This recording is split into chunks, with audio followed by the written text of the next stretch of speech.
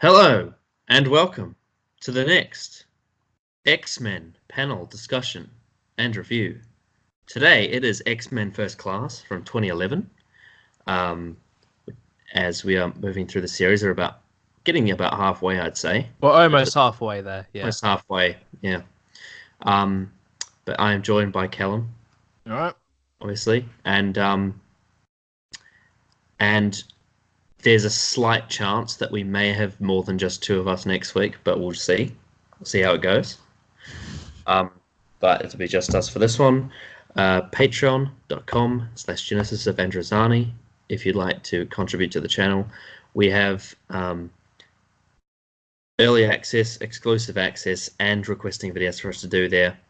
Twitter.com/Giandrozani if you'd like to get in contact with us or see what we're talking about. That's always fun. Yes, there you go. Got that out of the way. Your pointing at you. Your 2-minute initial thoughts on the film X-Men First Class. Right.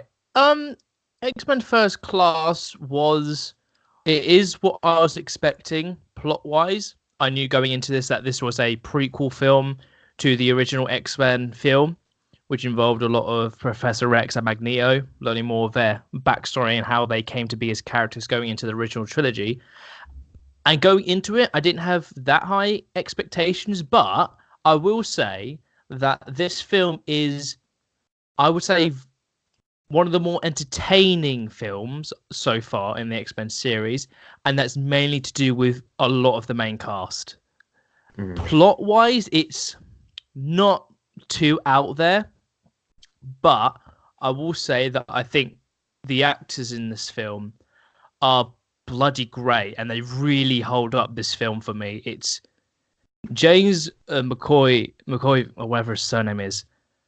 He was probably the standout for me as Professor X. I really enjoyed his performance and the way he sort of was a younger, more charming Professor X. It was just great to see. And same with Magneto, he was great too. So I am very surprised at how much I actually really enjoyed this film. I think this is the first one out of the series that I am pretty positive on, I would say. So, yeah, really good watch, mainly due to the actors, but I think that's still great. Right. Okay. So first off, the first big setback I had with this film was that I did not have subtitles. So I have no idea what they were saying in any of the scenes that weren't English. Oh, did you? Oh, that's what you mean. Oh, okay. Yeah, because there's quite a lot of detail that you would probably need in those scenes. The only scene that had the foreign language that I feel like I could understand without hearing them was the one where he puts the coin in his mother's head. That's the only one. But everything else, I had no idea. I was like, well, I have no idea what's going on here. So there's that. But I would also say that whilst, like you said, the performances in this film really hold it up, I do have big issues with the pacing. It's very similar to me. This film has a lot of similarities to Captain America: The First Avenger. It's very slashed, very slashed. But stylistically, it's actually quite a very good, like, nice-looking film. It's believable for the time it's set in, and it's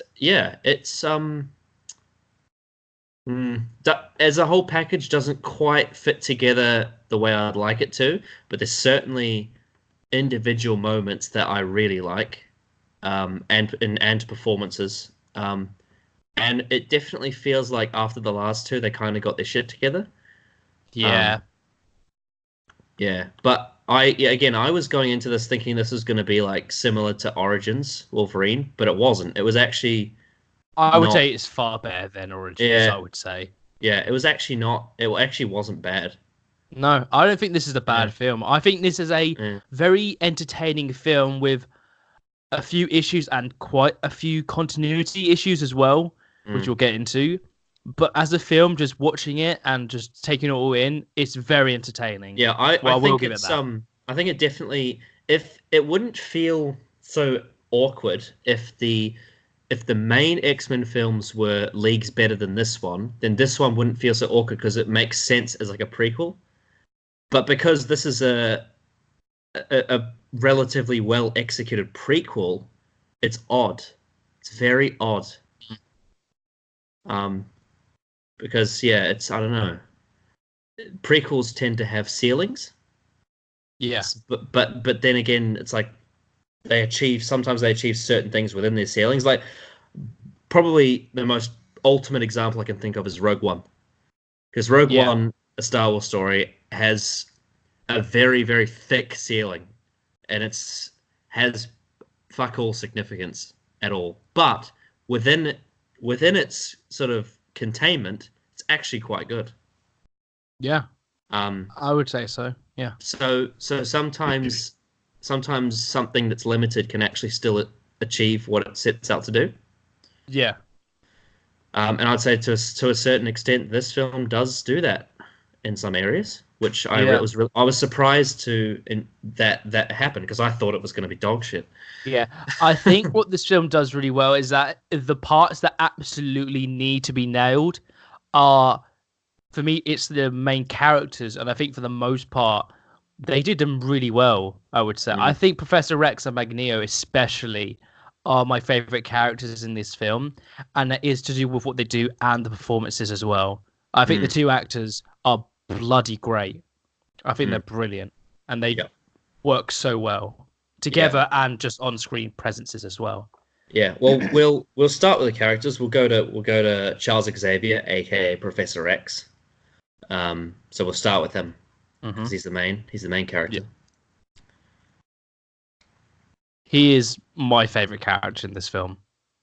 I would say, I found it so convincing how he is younger.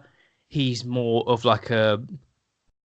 a ladies' man at the very beginning of the film, which was very Mm, charming as well. He was very mm. charming and very witty, I found and that it's like, it was very surprising actually. I yeah, was I thinking, was surprised at that as well mm, because I could not think of like uh, Sir Patrick Stewart doing that in his younger years. absolutely Even not. though that, even though he At probably did do first, that, I just can't yeah. imagine it. At first, it even slightly angered me. I'm like, what the hell's this? Like, this is nothing like Professor X. But then I remembered, like, this is in the 60s. This is way ages ago when This he's is it. young. This is in his youth, so it's Yeah, like yeah. it's very entertaining to watch him when you first see him. How he's doing his whole like set routine of using his like ability slash like genius and on high IQ. It's just Mm. very charming to watch. I Yeah, think the actor is very charming, but and also the other yeah, thing I would say is that comparatively to old Professor X is that because he's younger, um he has less patience, and he yeah, also has a low threshold because he's quite sort of he gets quite frustrated easily. So you mm, can tell that he's not quite there, and it's interesting to see Professor X as vulnerable as that. yeah. Uh, I would agree with that. Yeah, yeah, I almost think like he loses his temper quite a bit he in this film. does. Yeah, because it feels like that because this is just before mutants are discovered by the general public. Like he feels like he has a lot to lose in a sense because he wants people to see them as they see them and also each other. So it Hmm. feels like this is like an important moment for him.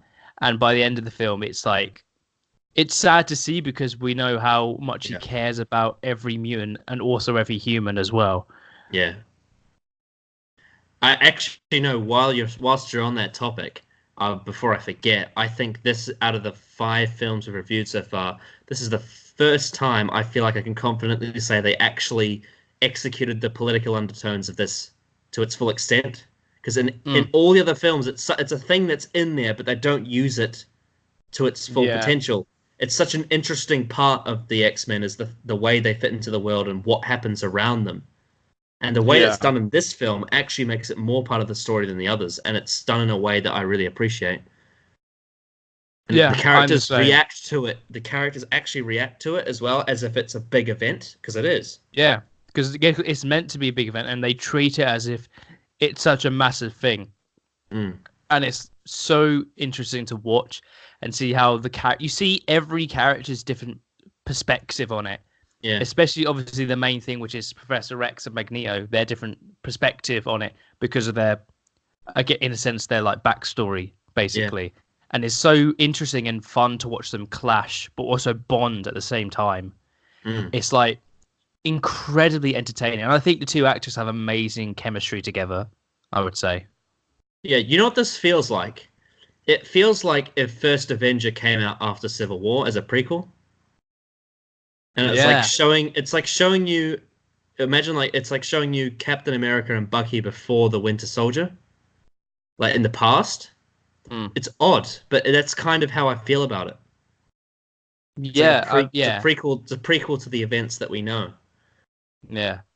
Yeah, as if like it takes a different sort of Yeah, route as to what the MCU does, which is because didn't this come out the same year as First Avenger as well? it did. Yeah, It did. so that's 2011. quite interesting. Yeah, yeah, and I know what you say is like it does feel very like similar like films as well. Yeah, Yeah, and see what you mean, and and I get that vibe. I would almost say you could, if you were showing someone X-Men films, you could almost show this one first. You could. Like I know that Yeah, it's the only thing about that is that one of the one of the strengths of showing them X-Men 1 first is obviously Wolverine, and yeah, obviously, you know, having Patrick Stewart and Ian McKellen as those characters as well. But having said that, X-Men 1, as we said in the review, has not aged well at all. It's no. got a lot of problems. I'm thinking that you could possibly show them this first, and it would actually outline things quite well. And you I would be don't think if I and would show them this film first, I would be quite invested in the characters and the story and the yeah, world that they yeah, established. yeah, and also when so like obviously you get the bit at the very end when Magneto accidentally paralyzes Charles. Yeah, When you get the scene in X-Men 1 when they meet, you would actually it's like they're older now, but like yeah, it actually reflects back to that moment when he's in the yeah. wheelchair and Magneto's standing there. Mm. Um, so I think in terms of how this film serves as a prequel, it actually does it pretty well, especially for the main characters. Yeah, I would agree. I think Professor X and sort of like how he sort of tries to give wisdom to Magneto and try to make him feel more open, but also like forgiving of like the things that have happened to him in his life, but use that to develop his powers. I think is very interesting, and I think it almost at the end it makes you wish that Magneto became good in a sense, even though you understand his motivations and you understand his reasoning and you could Mm. empathize with it. He still does go the route of trying to kill the humans, and it's almost not in like oh you're just a dickhead now. It's more that no, we want you to like be good. We because you're a good character and a good person at heart. You know, Mm. I think Yeah, that this film does that very well, and I think sometimes it's quite difficult to do, but I think this film, giving it its credit, does it very well. yeah. And one of the things at first that was I found like it took me a little bit to get into was the fact that it's not just with X, it's also with Magneto, is that the actors are so different to their older counterparts in terms of like not just the way they look, but the way that they act. But what I like about it is that within the context of this one film, created a new, almost a new character that's got the same traits. So it's like its Mm-hmm. own version of this character, um, and that is a testament to the performances and the writing, because what it does is it creates something that you have seen before, and you have established. I've established in my mind that Professor X is played by Patrick Stewart, and he is a certain Yeah, way. So the fact that I've now been given a different version of this character, and I'm accepting that too. I think is that it achieves the goal that it should, Yeah. and which is much better than if you'd CGI'd Patrick Stewart's face onto him and tried to make it as accurate as possible, because that just wouldn't have worked. Yeah. A It deep really bloody wouldn't have deep worked. fake wouldn't have worked. No. It would have been very distracting if they did something to that Yeah. extent. It's like how original trilogy Star Wars fans have this very, very definite had this very, very definite, like, Alec Guinness is Obi-Wan Kenobi, but then you watch the Yeah. prequels and you get Ewan McGregor, who is a younger version of this character, right? But he's different to it, to the point where you can actually get invested in it, like as if it's a new character. Yeah. And Ewan McGregor's role in the prequels has been praised, like almost For universally. me, it's the best part about the prequels because he's the only actor that is fully, even with the bad writing, fully embraces it, but makes it feel like it's good. I would Makes it charming. I would say the only other one I would say is Ian McDiarmid. That's the only other one. Yeah, that's also true. Those two are the highlights of the prequels, bar none. Yeah. Yeah, but yeah, I think the fact that I'm comparing this performance to Ewan McGregor from the prequels is actually quite a compliment. Yeah. Um, so yeah, I think the actor did a brilliant job. Yeah, I would agree. I think this is the first X-Men film that I feel like has actually pretty good writing between characters and just actors and the characters in general. Mm. While I think maybe like X-Men 2 is a bigger film, I still feel like the writing in this film is so much more convincing. It's more charming, but it's more relatable, I would Well, say. well, one thing I like about it, I think, and I think this may just come down to it may be a subjective thing, is the fact that because it takes place in the past, it feels timeless. Doesn't Yeah. have the same, like, with the X-Men trilogy, it feels so stuck in its era. It's like Yeah. that you can feel the early 2000s cringe all over it. And whilst I don't think that's necessarily a bad thing, there's plenty of films from the early 2000s with that vibe on it that I really enjoy. Um, but in, like, X-Men, for example, X-Men 1, you think about characters like Rogue, like that kind of character carries this sort of vibe to her that you see in a lot of those films from that time. Whereas with First Class, there's none of that. You don't get any of that in Yeah. this because it's all set like in the 40s or 60s, and it's timeless, and it's so gritty, and I like that. I like that it feels out of time. It's a very Yeah. it's not an easy thing to do, and I really appreciate that they made it feel like it was in the past. They didn't use tropes from modern day. They treated it like it was something that happened in that time period. And it really Yeah. worked. I agree.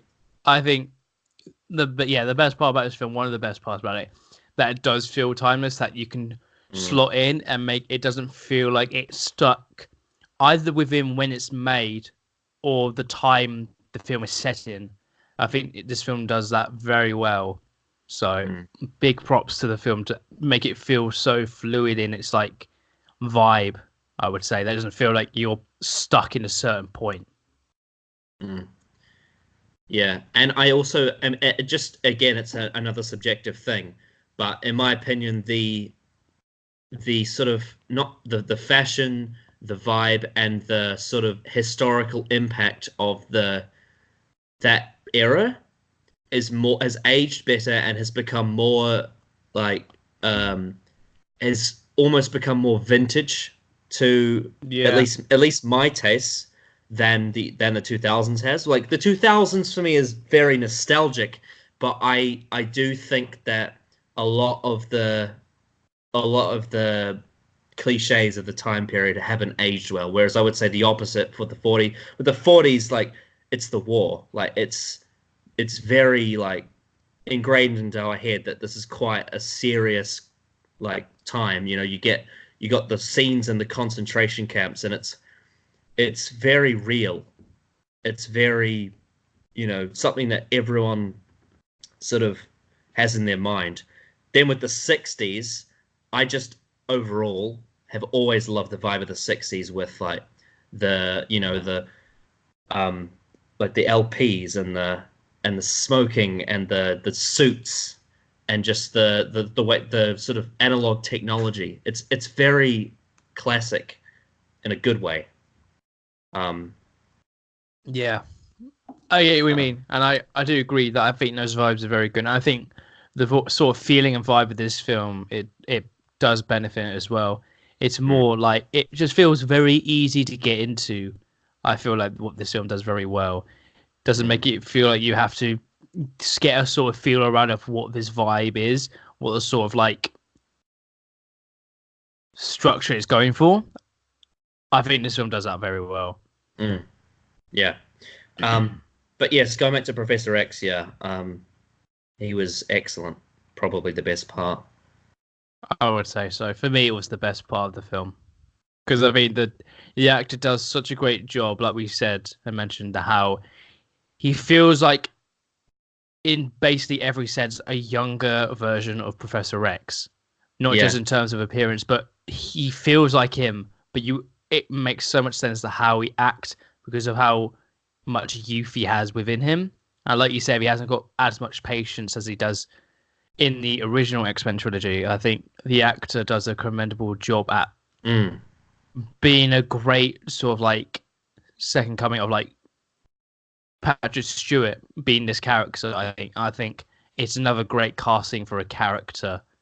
Like it's very odd how they managed to get two castings so well for one Yeah. character. Yeah, well, I mean, I just really like how this film kind of unwinds the whole wise old wizard thing because that the whole um, you know, obviously you get this in a lot of stories where certain characters play certain roles because it sort of makes things easier for people to put the dots together because the old wizard is a trope of storytelling. What I like about this film is it takes the old wizard, strips that down, and makes him young and vulnerable and flawed, and that's something that we don't see a lot of. Um, and yeah, it really puts more context into it, but it does it. It does it in the right way, as opposed to something like I won't go into full detail because obviously I'll save it for a review down the line.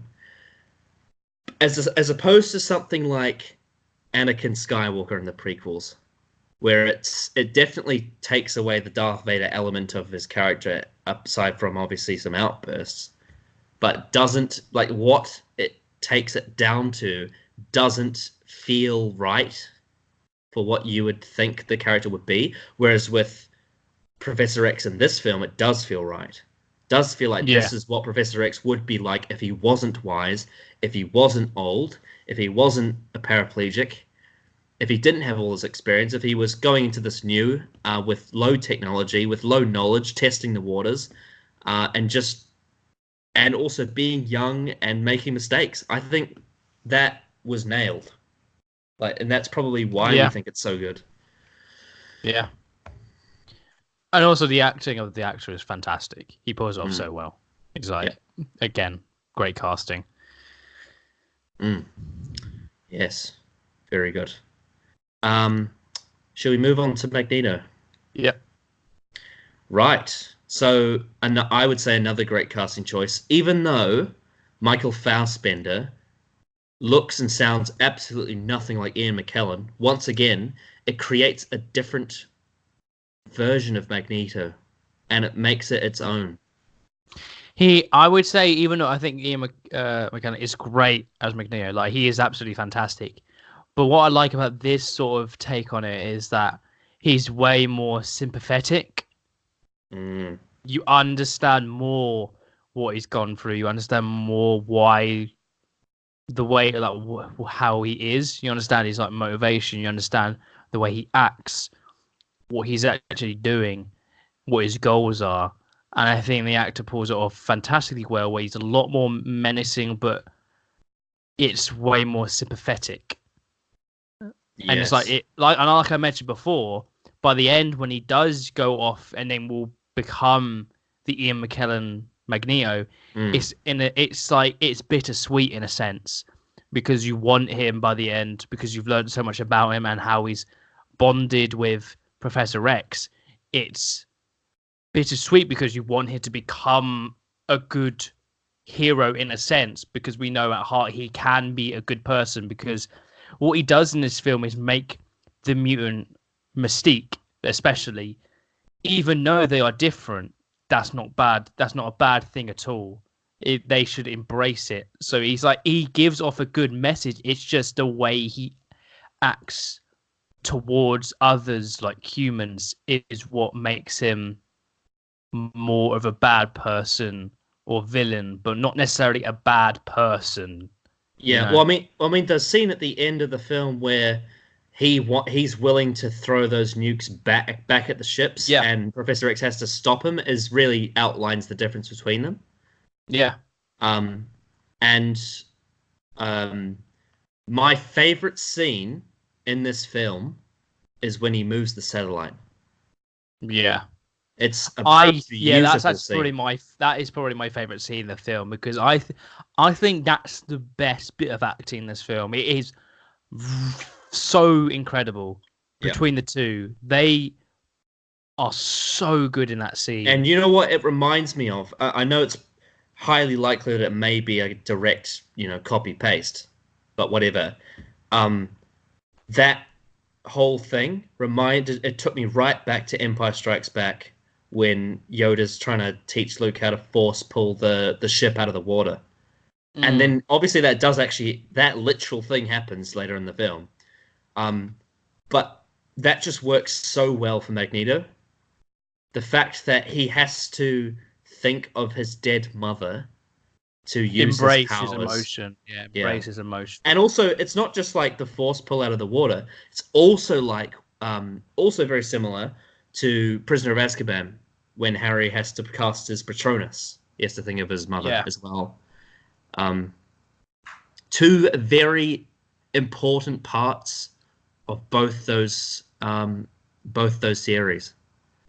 hmm And I feel like this has a similar effect. It was a very good scene.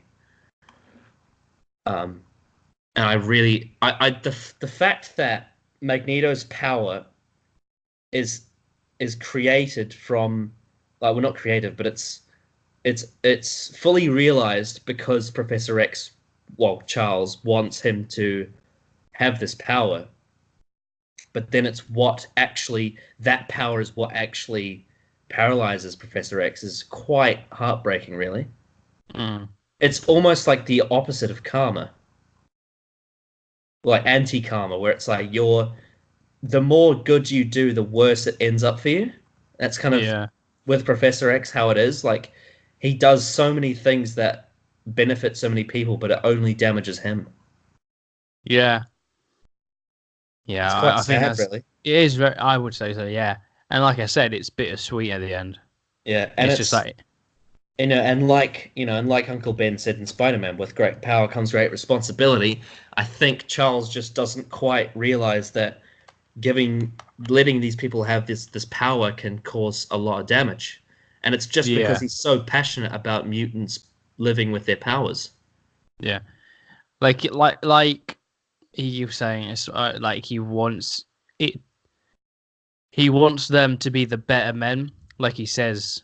He wants them to be the better people, but that's not what Magneto does.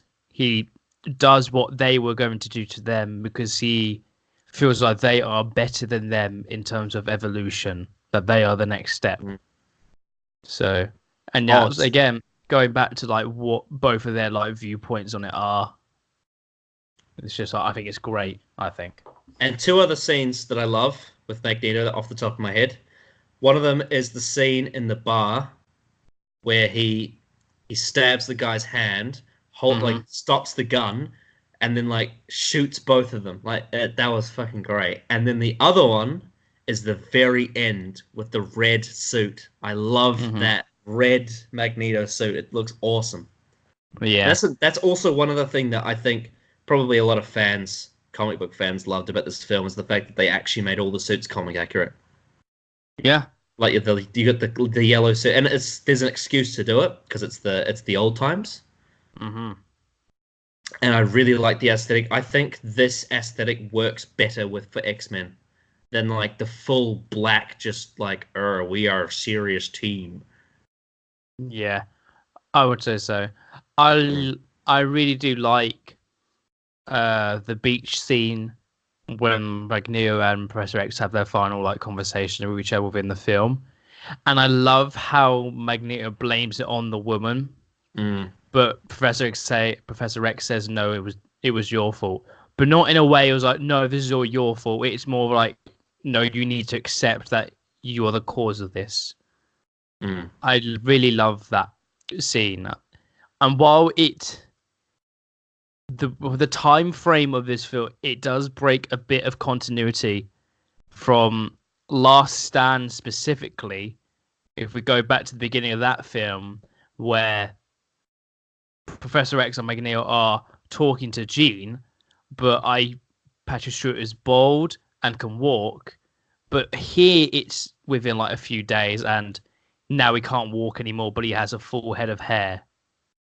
It's the continuity Mm. isn't great. It's that's the biggest thing for me that I was scratching my head around for a good Yeah. while after Yeah, seeing it. so yeah, it's what I think is such a shame about that is that right when the production team and the acting starts to pick up in the series, that's when everything turns to shit with the continuity. Because this is the point where everything goes like, what Hmm. is going on here? Like, you get recastings, you get plot holes, you get weird creative choices that don't make sense. Um, it's it's quite frustrating, really, that Yeah, you with X-Men, apart from obviously a couple of films down the line that I haven't seen yet, but I've heard great things about. Um, but unfortunately, with X-Men, it just seems like you can never have what you want. There's always going to be something that's going to be yeah. wrong with it. Hmm. it's, it really pisses me off. Yeah, it's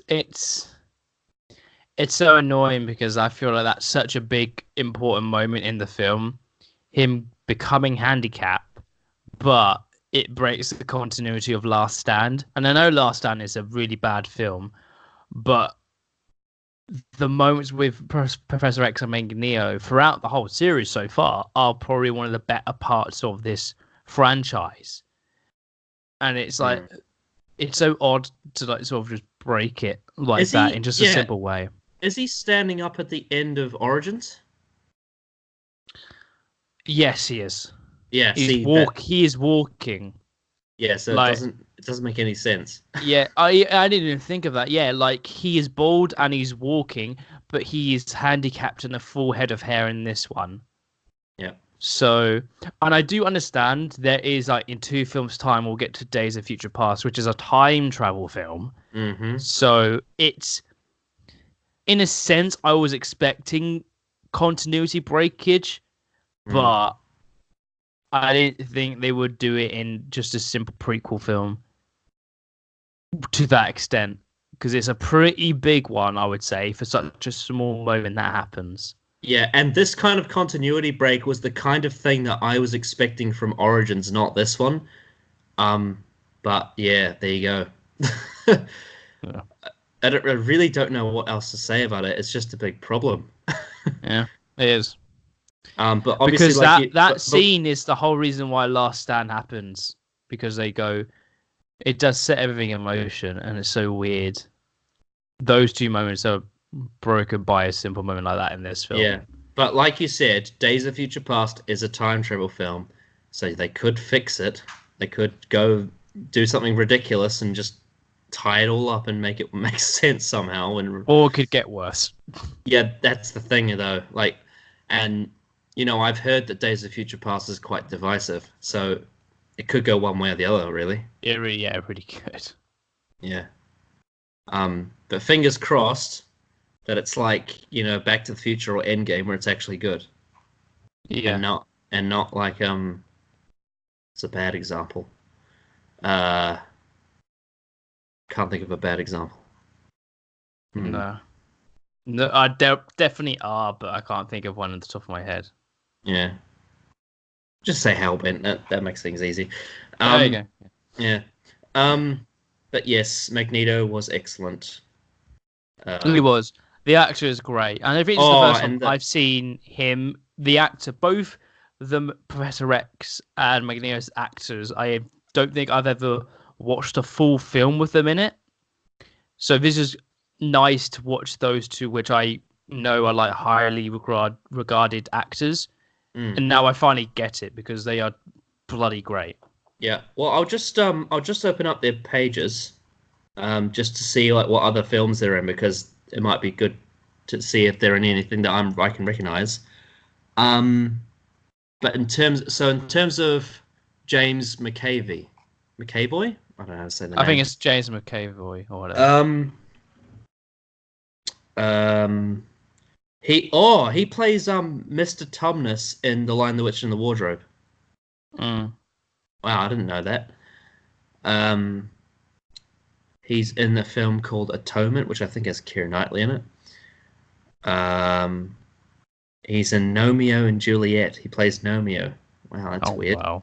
That came out the same year as First Class. Hmm. Um, God, he was in 4 films in 2011. What a great payday that was. Um,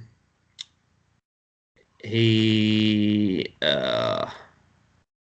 Muppets Most Wanted. Oh, he's in Split. Yeah, I know he's in Splitting Glass.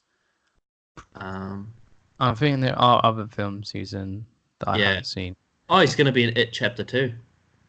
Oh yeah, I remember. Yeah, he's in that film, and he'll probably be great in that because he's a Mm, great actor. yeah. So that's for James McAvoy, and then for Michael Fassbender, I'm pretty sure he's done a lot. Like that's a name He's I've heard. in. I think he's in a few Alien films. If I'm right, I don't know if it's just one or a few, Yeah, but no, it's definitely in it. and also, what were the chances that you could find an actor that was both German and Irish to be that Mm, good? Like, what are the odds of that? That mm. is a very odd combination. Um, but so he was in 300. Um, he was in Inglorious Bastards. Uh-huh. He was in Prometheus. He was Yeah, in I know he was in that. he was in 12 Years a Slave. Uh-huh. Um, oh, he played Steve Jobs in the movie Steve Jobs. Ah, right. Okay. He's in the Assassin's Creed film. Oh yeah, I remember. I haven't seen it, but I know he's. He's in Alien Covenant. And in terms of TV, he's been in Band of Brothers. Um,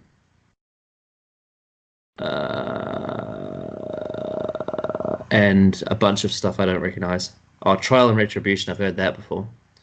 So yeah, he was in a lot of TV from like 2001 to 2008, but then in 2006 onwards he started getting into film. Mm. Interesting. So yeah, but yes, those two, as expected, the best parts of this film. Yeah. Wonderful. Um, yeah, I would say like they were probably like them alongside the performances of Patrick Stewart and Ian McKellen, and also Hugh Jackman as Wolverine, Yeah. are bar none the best highlights of this series so far. I would say so. Um, and this does give me hope. Yeah, it does. Yeah, it does. Um, But for the next couple films where yeah, they're in, which I is would say it does. weird because with film and TV series, with my taste, things tend to go along the lines of that. I generally like things made in the 2000s, and then once it hits the 2010s, I tend to not like it. But with X-Men, it seems to be the opposite, weirdly. Yeah. I don't know why. I suppose maybe it's to do with what I was saying before about vibe. Yeah. But yeah, excellent. Um, oh, there's a quote here from um, there's a quote here that says it's from like the bio of their character on Wikipedia. It says that that Magneto in this film is meant to be like Han Solo, but Professor X is like Obi-Wan Kenobi. I can sort of see that. I I can suppose see that I in a suppose sense. because of the I suppose because Obi-Wan is like a Jedi Master for Professor X, and I suppose that Magneto has the scene where he shoots up the bar, Yeah. but they are quite different, to be They're honest. very different characters. I can see what they mean in a sense, but they're very different Yeah, characters that go on different character yeah. arcs. They're not. Oh, and also I will also say, um, I really like the symbolism of the fact that he kills the guy with his own coin, like the Nazi Mm. coin, and that I also love gruesome, that scene as well. gruesome scene where it goes through his head. Yeah, the match cutting between him and Professor X, I think is great. Yeah, Because in that moment, Professor X can probably feel that because he's connected to Sebastian at that point. yeah, So yeah. yeah. And I mean, obviously we'll get more into it later because it's to do with another character, but I like the way this film, in some cases, portrays Magneto as more morally superior to Professor X, and not just, and I don't mean that in the sense that Magneto's telling you that he is. It's actually like he is actually more morally superior, like legitimately, like Hmm. he is, um, and that some of that has to do with Mystique, but we'll get onto that. Um, Anything else to say about those two before we move on? Just fantastic actors, great characters, and definitely without a doubt the best part about this film. And they really, really hold this film up to a decent and slash good standard, I would say. Mhm. They I feel are like I that feel both like of them go on. I really enjoy. if you hadn't gotten those guys right, this film would have fallen apart. Oh, I absolutely would have fallen apart because then there's nothing for me to connect to properly. While I think there are other parts that are okay, I think those two hitting it on all forms really connects you to the character and also the world around them. I think it really is a testament to how good these actors are and how well written these two characters are, I would say. So Mm, it was a big part of my enjoyment of the film. mm. Okay, so then we have Moya McTaggart, um, who was the CIA agent who befriends Professor X and Magneto. Is that the woman from the very beginning of the film? Hang on, I'll just search it up. It's the one that shoots the bullet that ends up paralyzing Yeah, Professor yeah, that's X. what I'm saying. It's the Yeah, woman. Yeah. yeah, Uh, it was very odd because she was quite involved in the first sort of half an hour of the film, but after that, she kind of just fell off and then didn't show up much. She was only in a couple scenes after that, and then was in the yeah. final scene. She's weirdly significant, but not developed. No, it's very odd because when then she kissed Professor X in the end of the film, I'm like, I mean, that wasn't built up to at all. Mm, There was nothing like that at all. Obviously, you have yeah, the beginning of the film where he's doing his routine, but there was never anything to suggest she had any sort of interest in him. yeah. So, It feels like I was. Oh, actually, no, not that bad. I was going to compare it to Felicity Jones's character in Amazing Spider-Man 2, but it's probably not that it's bad. no, it's not that bad. No. It's really not. But when I was going to make a comparison, I was maybe going to say it feels like there are deleted scenes with her in it.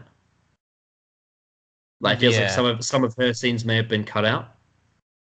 maybe because it just feels like that she just completely she started to have a bit of development at the beginning of the film because it's more like she's introduced into the film and we learn about the main plot through her. But then after Professor X and Magneto sort of get into the story, she sort of just disappears and doesn't get any development. She's in the film here and there, but again isn't developed on. So there's not much for me to really attach myself to. Mm. Yeah. Yeah. Unfortunately, wasn't the biggest role really. Weirdly, that she's credited third. Um, Mm. but she kind of had the Maria Hill syndrome a bit with me. Yeah, yeah. I think I would probably agree with that. Yeah. Mm. Um, we'll move on to the next one. Raven Darkholme, aka Mystique. Mm, I'm not sure how to feel about Mystique Mm. in this film Now, because I would say Jennifer Lawrence's performance isn't great. mm, I will. Well, what I'll say about it is, I will give credit to an extent because she does, at the very least, portray a younger, more naive, and less experienced version of Mystique, Yeah. which is good. But I will agree, I do think Rebecca Romijn was far better in this role. Like Rebecca Romijn was like almost perfect as Mystique. Like her entire aura was spot on. Whereas with Jennifer Lawrence, it doesn't, Lackluster. yeah, it doesn't quite feel the same. And I do think that I do find the sort of bipolar nature of her romantic interests in this film to be not very well realized. They tend to be No. very random, and I think part of that tends to be the middle of this film. For me, has a lot of pacing issues. It feels very slashed and not intentionally slashed either. Mm. And it feels like it's jumping between plot points that happen days apart very quickly. Yeah. And part of that damages her sort of romantic interests in this film because she has a few of them, really, Yeah, she has Magneto and then she has Beast. and Professor X as well. Yeah, they sort of like at the beginning of the film they sort of like it begin this sort of I was like, oh, would you date me? It's like, well, I don't know. I think of you more as a friend, Mm. And Well, he it's yeah. very weird because they are. I was not expecting Professor X and Mystique to get so much screen time together Mm. because I never felt in the original trilogy that there was much history between the two. I never got that. So I guess in a sense, it's actually quite cool that they're doing something a bit different and they're trying to develop Mystique as a proper person. While I think she was really good in the original trilogy, I think she didn't have like an actual arc for her to overcome. And I appreciate what they tried to do in this film. It just didn't work. And I think the performance really held it down for me as well because I think Jennifer Lawrence is just such an odd actress for me. Yeah, It, she is I just weird. because it's odd because I've watched all the Hunger Games films with her in it, obviously, and I think she's good as Katniss. I was never fully like thinking, oh, she's such an amazing actress or anything. I think her best performance is probably Catching Fire, which is I think is the best Hunger Games film adaptation. But anything else I've seen her in, which just hasn't been that much anyway, I'm just not engaged in any of her performances. It's just so weird. Mm. I think the arc that they do try to tell with her could have worked. I just don't think it was well executed. Yeah. I think the constant thing of like the mutant and proud is such a it telling you what her arc is instead of showing you it. Classic show don't tell because Mm. they kept saying it. I think they said it about 5 times, and at that point when they say it at the end of the film, I'm like, I get it. Like you don't need to say it every 20 minutes because I get what you're going for with her arc that she is becoming more accepting of her natural appearance as Mystique. Yeah. So I think think what I think they could have done better, really. I think one of the things that I found very disappointing about Mystique, it's not a major part, but one of my favorite parts of Mystique in the X-Men trilogy is her sense of humor. She is hilarious in a Mm. sort of it's in quite a like there's the scene in X-Men 2 with Night is it Nightcrawler, the Alan Cummings character? Yes. Um where she like mocks him. It's very funny. The problem with Jennifer Lawrence's Mystique is that her sense of humor I just don't find funny at all. I find it very painful. There was it's because I've got the film on repeat right now, obviously, so I Mm, have something to look at, and it's doing the shot of where all the other mutants are popping round the corner. mm, They do that twice, and that's such a weird shot. I found that mm, that was totally out of tone for the entire like out of the rest of the film. That was such a like 90s kids comedy film or something like mm. that where they're popping around the corner. It was totally out of nowhere. And I get well they're trying to make the kids more relatable like in a sense and more like quirky and stuff like that. But it just doesn't go with the tone of the film. Mm. I think it was a poorly directed Yeah. shot as well. Yeah, so there's that scene in the film where they're all like showing off their powers to each other, Yeah. that you just saw. And when I first saw it, I'm like, oh, this is gonna be like it's gonna be like in Harry Potter when they all have like the candy that makes them do weird things. Yeah. But And that's a great scene, I think. that's a great scene. But Lovely. I love but it. this scene doesn't work the same way because, like you said, it doesn't fit in the tone with the rest of the film. Whereas that Yeah. scene in Prisoner of Azkaban really does. Hmm. Yeah, that is like it's like one of those smaller moments in Azkaban which I love because Azkaban is like a fantastic film because it's a coming of age film more so out of the rest of the Potter films I would say. But when it Oh, tries, I would say Goblet of Fire is also a coming of age film, especially with the Yule yeah, Ball. that's a Um, good. I think that's a good shout. I would say yeah, I. But I think the point I'm trying to make, I think what those films do better is it fits within the tone, even though it's a little bit of yeah, like because they because enjoy being it's kids. yeah, But in this, it feels so odd and out of place.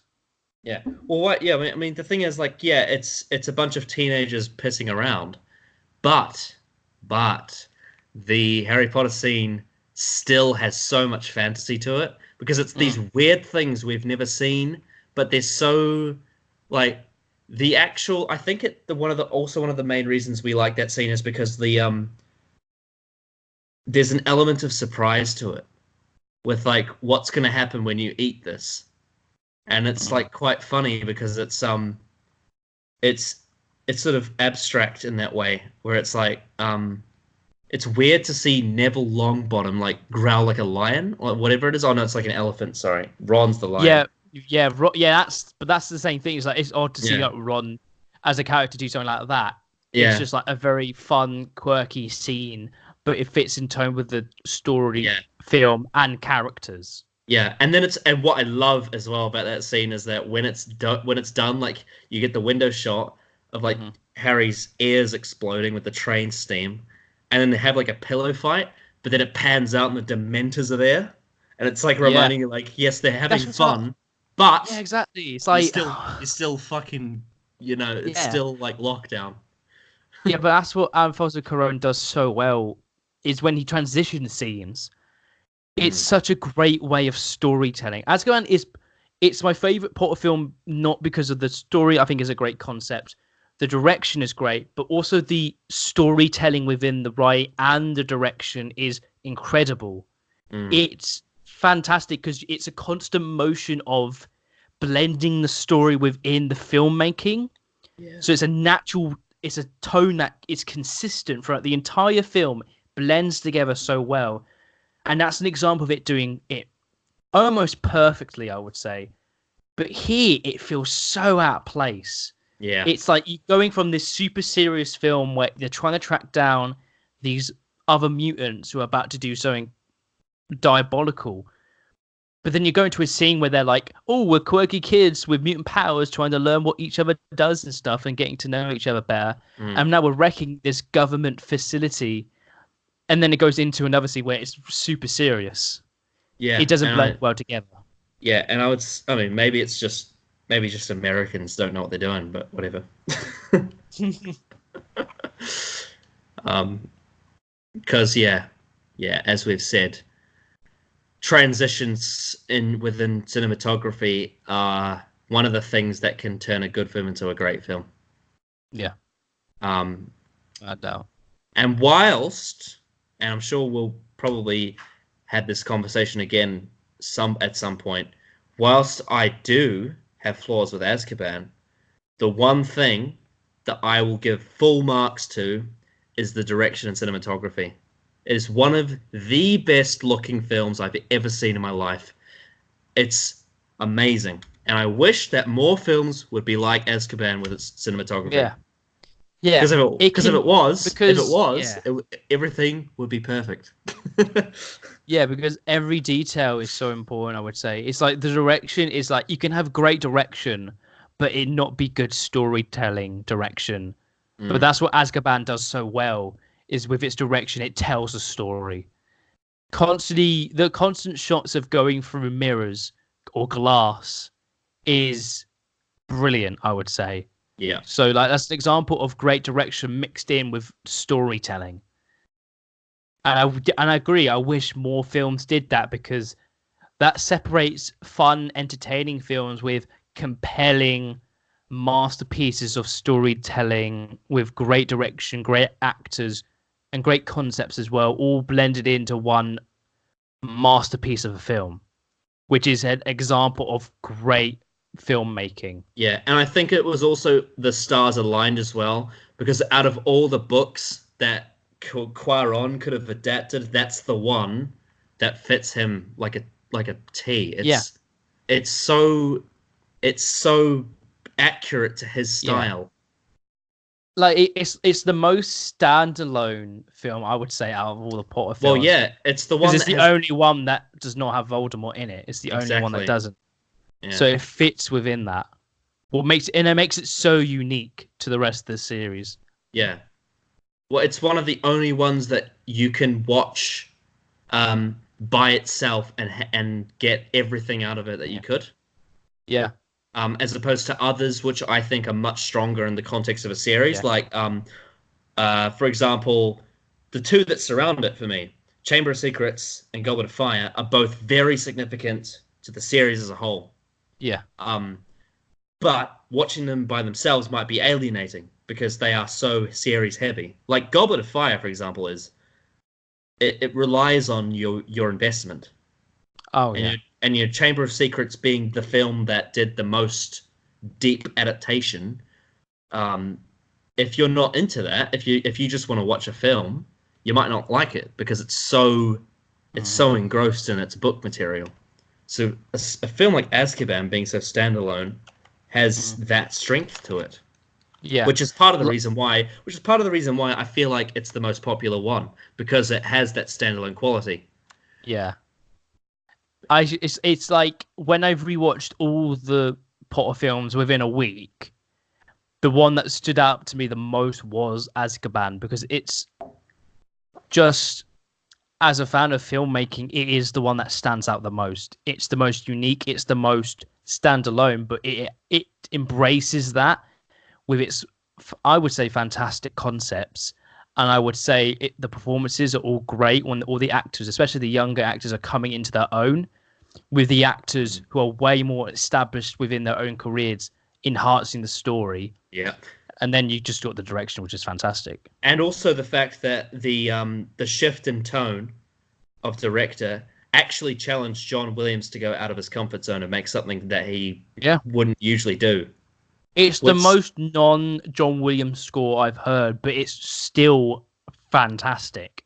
yeah, It has such John Williams' score in Azkaban is such a brilliant tone, like tonal shift between the first two films, because it's more like it feels more lived in his score, I would say. yeah, because like I would say like the first two films are more like iconic with the score, Yeah, like, it's memorable. But with the third one, it's one of those ones like when you're watching the film, you'll be like, oh, I haven't thought about that score since I last watched the film.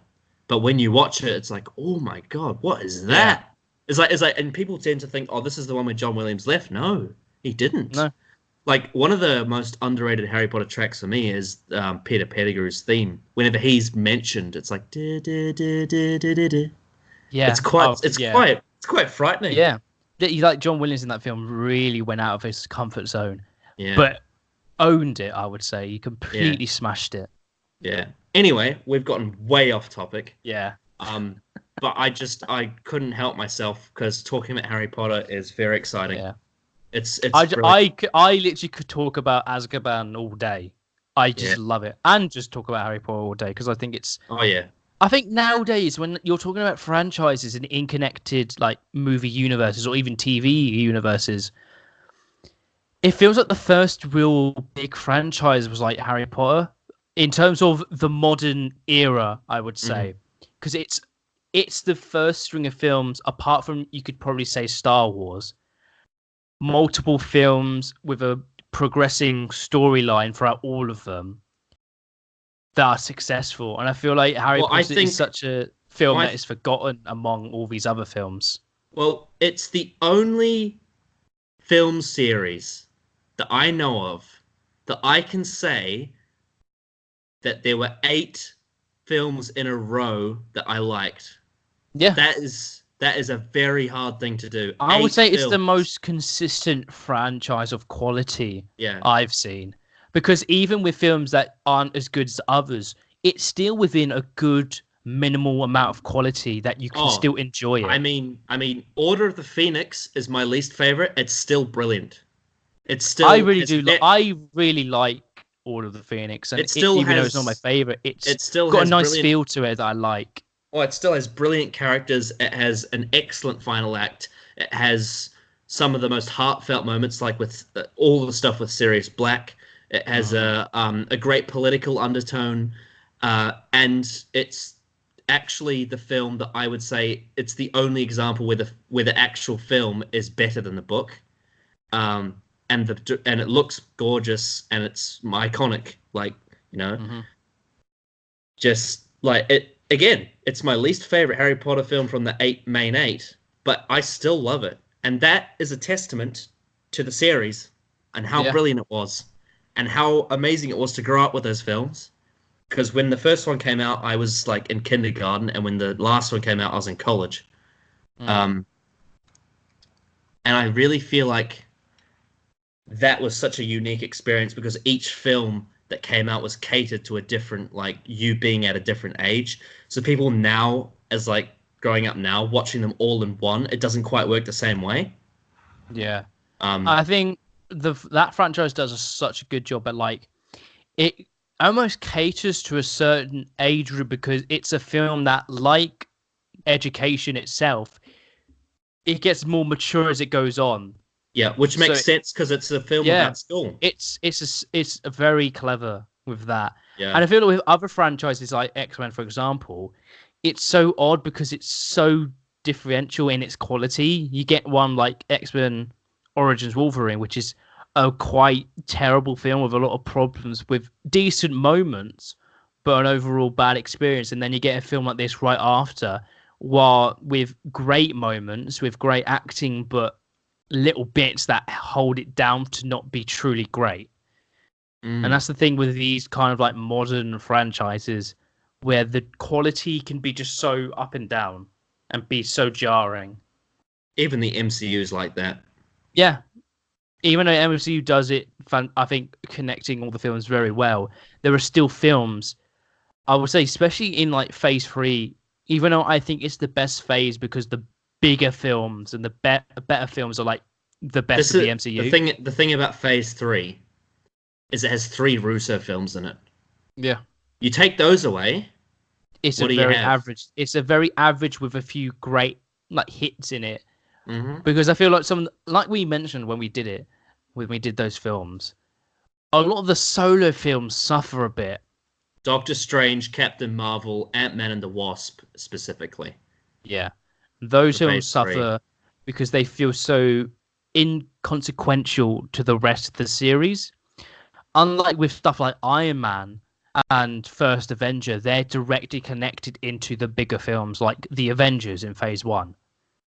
Because it's the combination of those films going into that one. And it's weird because we're going through these X-Men film, it feels like there isn't a goal we're going to. Maybe you could say that with the original 3 films going into the war, which was Last Stand. But now war. exactly the war. But with this, it feels like it's not going to a certain point. I feel there's no end goal with this. We're just going through the motions with these films. And I feel like that's the biggest problem I'm having with this franchise so far, is that I don't feel like there's an end game to it. Yeah. Yeah, but I think basically from what I've heard, the only real end game you get is in terms of characters rather than story. Because obviously X-Men is still going, weirdly. It's there was like a film that came out this year yeah. that was incredibly panned, but there's still no end game to it. It's a character film. So the only real end game that you get is Logan. That's it. But that's for one character. It's for one character. So who is probably the biggest character in the franchise. Yeah, and it's no wonder that people don't give a shit about X-Men anymore because the best character's not in it. So, but that being said, apart from obviously the cameo, I do respect this film because what I was fearing was that I was going to be bored of it because Wolverine wasn't in it. But it managed to do it without having Wolverine in it, apart from the cameo. The cameo in this film is fantastic. It is. It's brilliant. Yeah, and also because they don't lock eyes, it doesn't spoil the meeting of X-Men 1 between Wolverine and Professor X. That this is after X-Men Origins, isn't it? It's after. Oh wait, I don't know. I don't know. See, again, this is another continuity thing, isn't it? Like, we have to ask yourself, is it... Like, is this No, it has to be before. It has to be before. Because at the end of Origins, he finds the rest he's bald. of the mutants. Yeah. He's bald. Yeah. So this is like this is between the years of when after Logan left the sort of group in X-Men Origins, and this is the like sort of couple years after in between that. So he's like doing his like chopping job in the woods. Yeah. Wow. Yeah. But in X-Men Origins, Patrick Stewart is walking. He's walking in that film. The continuity is awful. He's walking and he's bald. But he's in a wheelchair and he has hair. And he's young. He's young, but he looks absolutely nothing like he does in this film. No. Oh, God.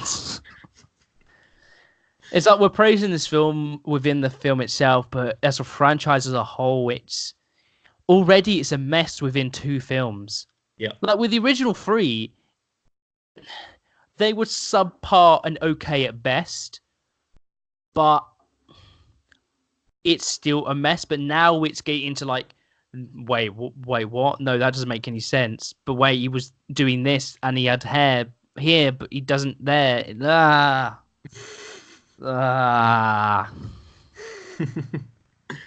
Yeah.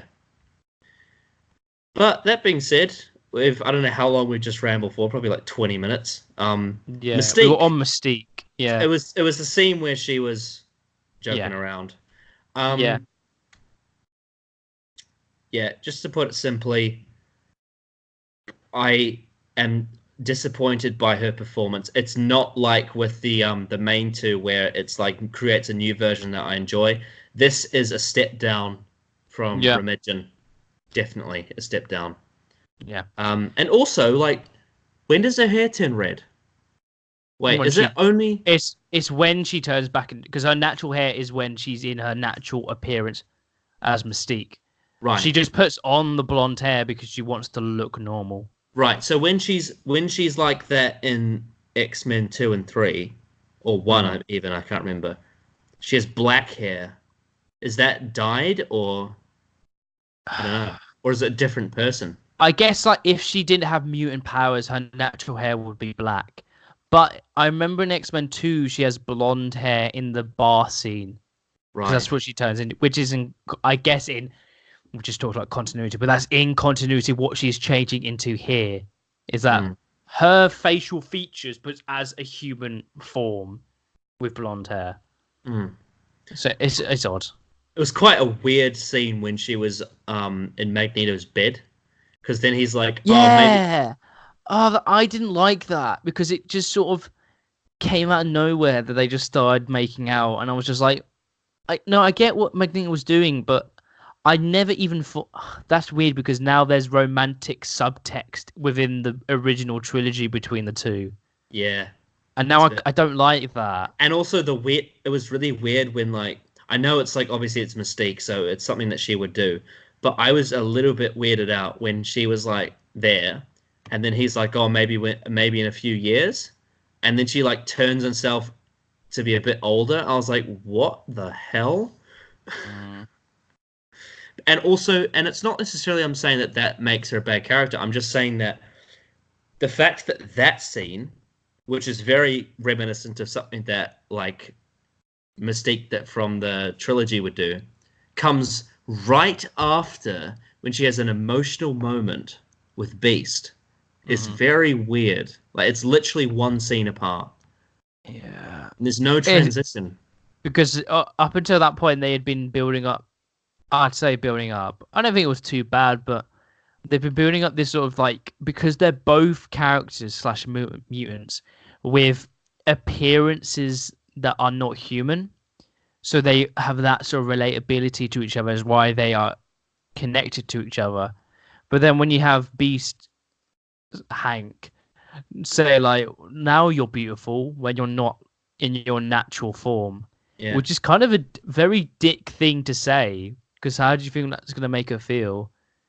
Like, oh, you have to put on this appearance that you've yeah, already feel subconscious about, yeah. you know? It's That like, being said, that being said, that being said, it was quite clever. Not that I'm saying that I liked it, but it's quite clever that when they made her older, they got Rebecca Romijn to do it. Because yeah. that was when she was older. That was the actress who played her in the other I ones. was thinking, is that the original actress who played Mystique? And I was Yeah, like, it might be, but I'm not sure. But I'm glad that's yeah, if that absolutely is, then that's good it because was. at least there's some continuity that is being followed, even though Yeah, they forget the main continuity. They were like, yeah. oh, this is cool if we did this. But the weirdest thing though about that is that even though it is technically accurate in continuity, when you look at the two actresses, they don't really look like the same person. No. No, they um, don't. so I don't know. Uh, what a mess. Um, yeah. But yeah, I just wish Oh, Mystique was a better character. and also So I know it's not their fault, but the child acting in at the start of the film was not good. It was very like also like the design of Mystique going from like an adult to a child was kind of freaky, and I didn't really like mm, it. Like it was, I felt very uncomfortable by that. yeah, especially because she's been like a sexualized character as well. Yeah. It's very odd. The fact Mm. that she still kind of looks like that, it's like, oh, I don't know about Yeah. that. If like her hair is like the same size as it probably is now when she's Mm, like with her red hair, and I'm just sort of like, oh, why couldn't it just been a bit shorter? You know? Uh, yeah, I don't know. Um, but yeah, I'm not sure what else to say about her. just wish she was it was a better performance and she had a character arc that wasn't constantly like telling instead of showing her development, you know? I tell you And what also though, probably a better I, I romance story as well. I tell you what though, she's better than Scott in Origins. Oh yeah. Yeah. Or probably just Scott in general, because Scott Yeah, has been so thrown under the bus in every film. it's weird because like his acting performance in X-Men 3 in his limited scenes is actually really good, Yeah, but because the actor's great. they do nothing with him. No. I think I think the character does a cameo in this film along with I would assume Storm, because when Professor Yeah, X puts the thing on, you can both clearly see both Storm and Scott yeah, as well. So yeah. that was cool. So I did like that. So the next character is Emma Frost, played by January Jones. Now, a bit of weird trivia. I was at quiz night. Not it wasn't this week's; it was the week before. And there was a round based around months of the year, and it was showed a picture of an actress. And I at the time hadn't seen this film, so I wouldn't recognize her.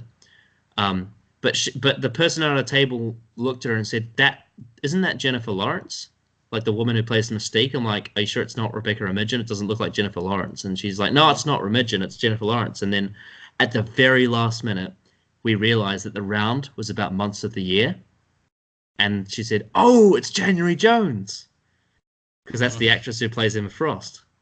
So she recognized her from X-Men, but she couldn't figure out which one it was because they had the same hair. But anyway, that's a funny bit of trivia. But yes, Emma Frost. What were your thoughts? Oh God, I can't remember what character it Oh, was. she's the one that looks like ice. Like she's like Mystique Oh, with right, ice. right. I just kind of felt she was sort of there. To be honest, I didn't really think much of her. It was just sort of like a sidekick slash, I guess, partner to Kevin Bacon's villain character.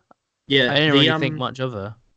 the main scene that I remember her from was when she was like with that Turkish leader, and then she like fake seduces him or something, and then he Yeah. thinks he's seeing her, but he's not.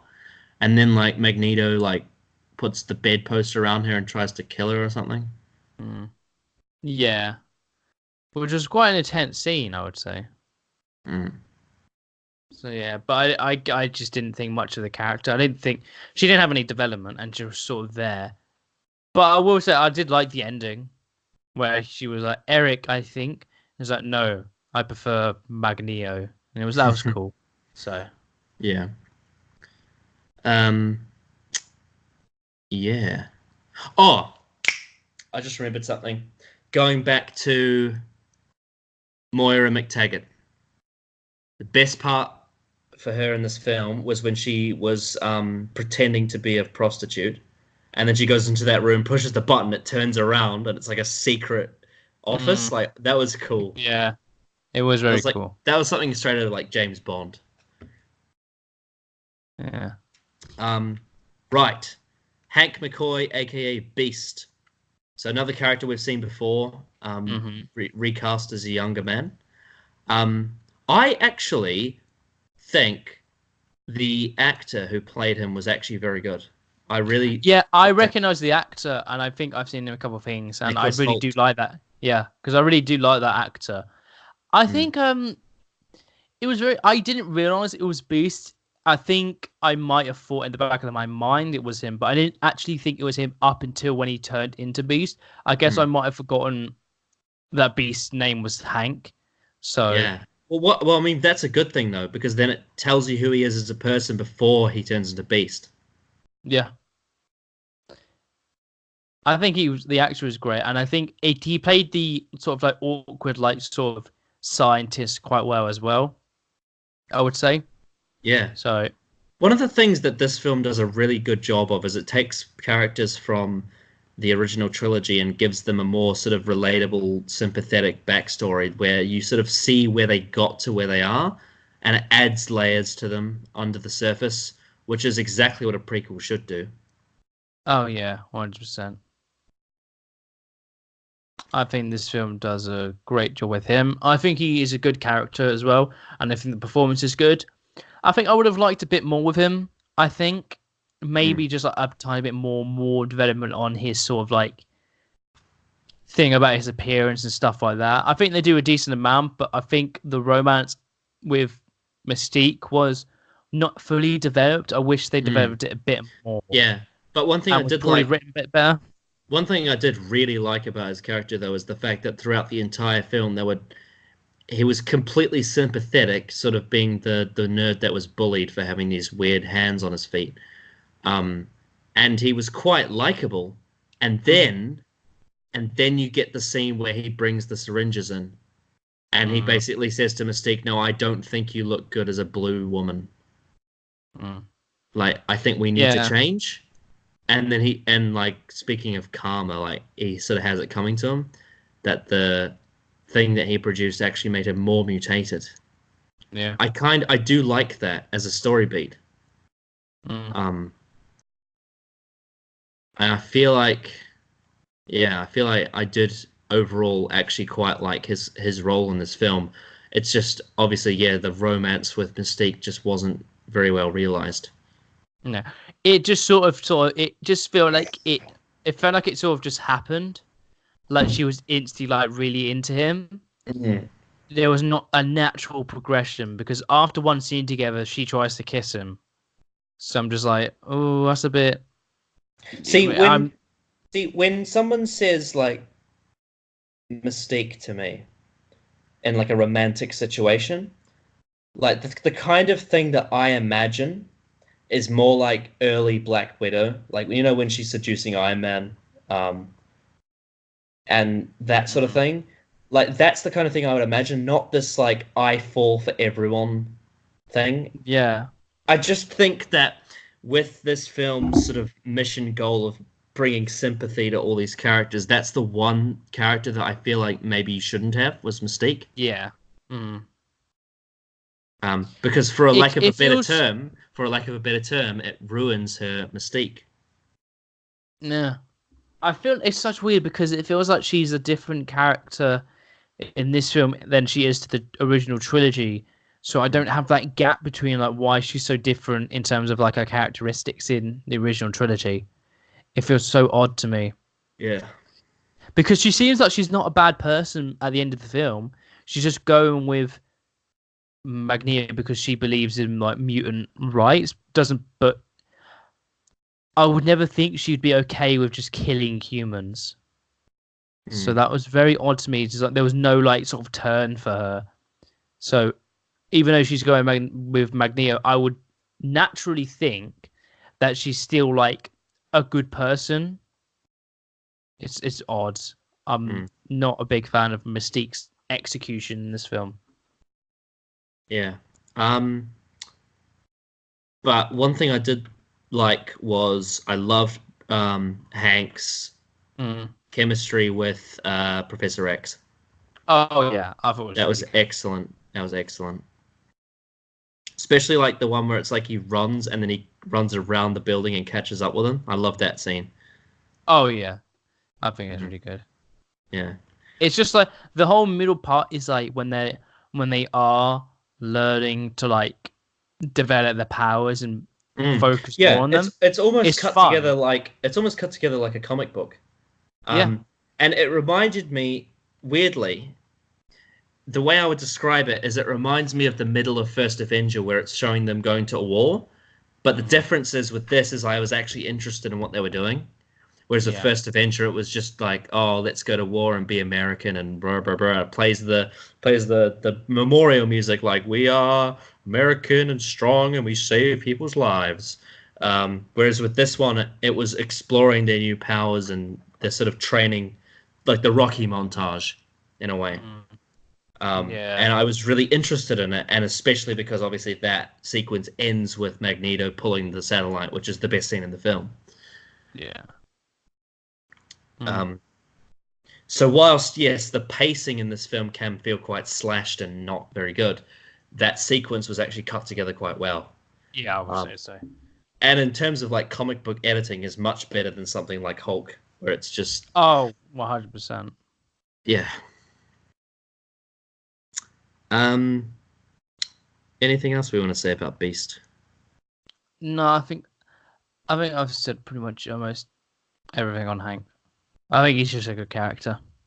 Yeah, and again, like Nicholas Hoult is very different to Kelsey Grammer as an actor, yet you still feel like they're the Hmm. same. Yeah. Um, right. So then we had Man in a Black Suit. Um, who was... I'm going to look this up because I don't even remember that one. Man in a black suit. I feel like it's going to be something really obvious that I've just forgotten. First class.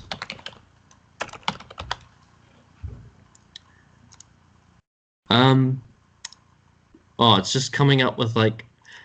it's just coming up with pictures of men in black suits. Oh, right, okay. Man in a black suit was, in the scene where they are sitting with, I think it may be the president. I don't know. It's one of the. Yeah. It's the scene where he basically Professor X tells him he knows about like the war secret thing, and Yeah. then Mystique shows her powers. So in the background, there's a guy sitting on a chair with Yeah. glasses and black hair. Hmm. That's Man in the Black Suit. Is that what his actual character name is? Yes, Because his we name never is look. Man. Because it's weird because he has quite a few lines for. I know he was a smaller character, but he had quite a few lines, and we never learnt his name. Yeah, his name's Man in a Black Suit. That's very odd because that feels like that would be a background character. Yeah. I've got to be honest. I don't like his performance. I find him painful, but that's just Mm. me. It might just be one of those I things didn't where pay too it's much attention to him, to be honest. right. It just might be one of those things. Like sometimes I just get off put by actors that people are like, "What? What are you talking about?" Like not like I was gonna see the problem is whenever I say that I'm reminded about like what I said about Jeff Goldblum in Ragnarok and Kurt Russell in Guardians 2. But it's not like that. I don't hate those actors. Don't It's just sometimes there are certain actors that I really don't enjoy watching, and this guy Oliver Platt was one of them. As Man in a Black Suit, he felt very out of place in this film. Yeah, but then he died, so Yeah. Oh well. Um. So there's not really much we can say, really. no. I do like the scene where Professor X like forces him to get in the car. That was funny. Yeah, that was really funny. Yeah. Then we had Azazel. Azazel. Not very good at remember these names.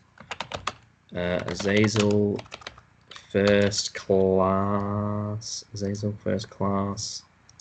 Oh, right. Azazel was like the demon-looking guy with the black hair. He was red Yeah. skin. Red Nightcrawler, basically. Yeah, basically. I mean, what else can you say? I I don't think he even had any proper lines. I mean, I will say this. I love his superpower where he like teleports people in the air and drops them to their death. That's fucking insane. And the scene where he basically terrorizes them with that power is actually it's quite scary. Like I don't know to watch. I found it quite different. And that's one big compliment I'll give to this film is it actually felt a lot more mature than the others. There was a lot more violence. And it wasn't violence in the like superhero like grr power way. It was actually felt more like we are killing people. Yeah. And Azazel's superpower, the way he would just drop people to their death was quite dark. They didn't really show it on screen because obviously It it's was, him. yeah. But when he was doing it, I was like, oh my goodness. And there's this really cool bit in the final battle where he drops them into the sky. Almost like Grand Theft Auto when you do like Skyfall. Yeah. And they were like dropping to the water. That was awesome. Although to be fair, the green screen on that wasn't particularly good, but I like the Nah. superpower. Mm. Um, but yeah, that's all I've got to say about him. Mm. Yeah, I don't have much else to say, to be honest. Yeah, as Red villains go, definitely cooler than Red Skull. I'll give it that. Yeah, I would say so. Yeah, or at least Red Skull from First Avenger, because Mm. Red Skull is actually pretty cool in Avengers 3 and 4. But then again, that's the Russos. Like they hardly ever make any mistakes. Yeah. Then we had Havoc, aka Alex Summers. Um, He was a fun character, I guess. He didn't have much else to do. he was just kind of like the bully for what's his face, Beast. Yeah. Mm. Yeah, and And then he was like, "Oh, now you look like a badass." So, yeah. he kind of just feels like he's just Scott, but his power's in his stomach rather than his eyes. Mm. Yeah. Yeah, I don't know. It was very just sort of there. Then we had Armando Munoz, aka Darwin. Just trying to remember who that was. Darwin, First That Class. was. I would put money on it that it Oh, was the it's the character that died. yeah, One of it the is. mutants that died. Yeah. That scene is actually quite gruesome, really. How like Yeah. Mm. he has that like ball of energy put inside him and it just like implodes him and cracks It's him. quite sadistic, I would say. Yeah. Again, it's like a different kind of violence than what we've seen before. Yeah. Um, yeah. So he didn't really have a big role in the film, but like his sort of small role sort of set the plot in tone in terms of It like set moral. the tone for like the final act, I would say. Hmm. Oh wow. Uh, I didn't know that. The guy who plays Darwin is the same guy who plays the Jamaican dude from Twilight. That's weird. I wouldn't know that. Oh, well, lucky you. Yeah. Um, I mean, I'll say this: he's one of the actual good characters in that. So, I, like, I think that's saying much, to be fair. yeah, because believe it or not, Twilight actually has some good bits. Like, it Oh actually yeah, I'm has, sure there are some. there are actually parts to that series that aren't terrible. It's mainly to do with just some of the stuff with like vampires and werewolves. That's the main part that is actually all right. It's and also the father figure is fucking hilarious because he's just like an American cop and he's just like his sense of humor is great. But everything else, especially the romance, can fucking die because it's awful. Mm, mm. Yeah. Anyway, we won't talk about Twilight because fuck that. Um, then we had Sebastian Shaw, who was the main villain, right? Was he the main villain? Oh, hang on, was that Uh, someone else? Say again. What was his name? Sebastian Shaw. Yes, that is Kevin Bacon. Yes, that's the one. Um, Now I Hmm. got a bit confused because the actor who plays Anakin in Return of the Jedi is called Sebastian Shaw, and he's like old as shit in the 80s. So I was thinking like, wait, what? Um, so I'm just trying to think, are they related? Like, are they like father and son? But I don't know. I don't know. Um, oh wait, hang on a second. They can't be because I'm an idiot. The character is called Sebastian Shaw. Yeah, the character is Sebastian Shaw, played by Kevin Bacon. Whoops. Okay. Well, that was dumb.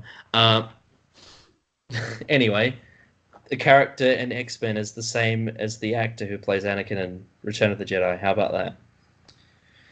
Um, I do like his performance, and whilst his role in the film could have certainly been more in the middle, um, Yeah. all of the scenes at the end I think are fantastic, especially when with Magneto, like the Yeah. final bit with Magneto is excellent. And what I like about it is it really passes the torch of like the main X-Men villain from Yeah. Sebastian Shaw to Magneto. It's that ending for him is very good, and I also love the fact that at the start of the film, the scene where he kills his mother, and then when Magneto starts freaking out, like he starts like going, "Yes, you're using your powers Yeah. now." Yeah. It's like, oh, well Very, done. Yeah. very, Well done. it's almost Jokerish in a way. Yeah. In a sense, yeah. I don't think nearly as good, but I think Kevin Bacon does a decent job. Oh I yeah, think I this is mean, the. I imagine. think it's. Well, imagine if Heath Ledger had survived and played that character. Like, Jesus. Oof. But anyway, what were you gonna say? I think Kevin Bacon does a really good job. I.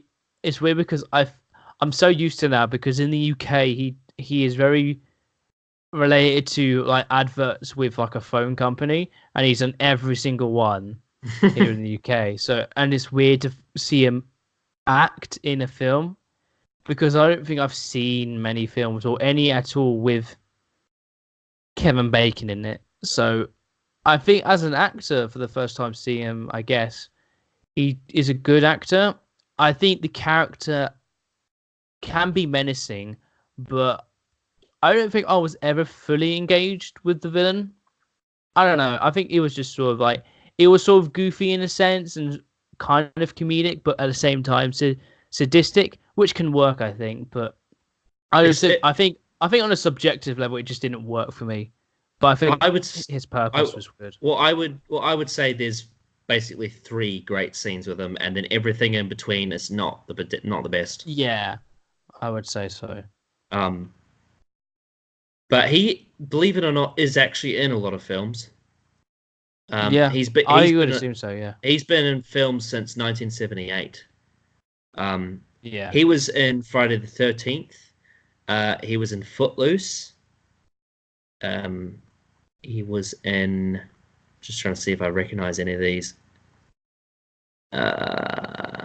He was in Apollo 13. I've seen that. Um,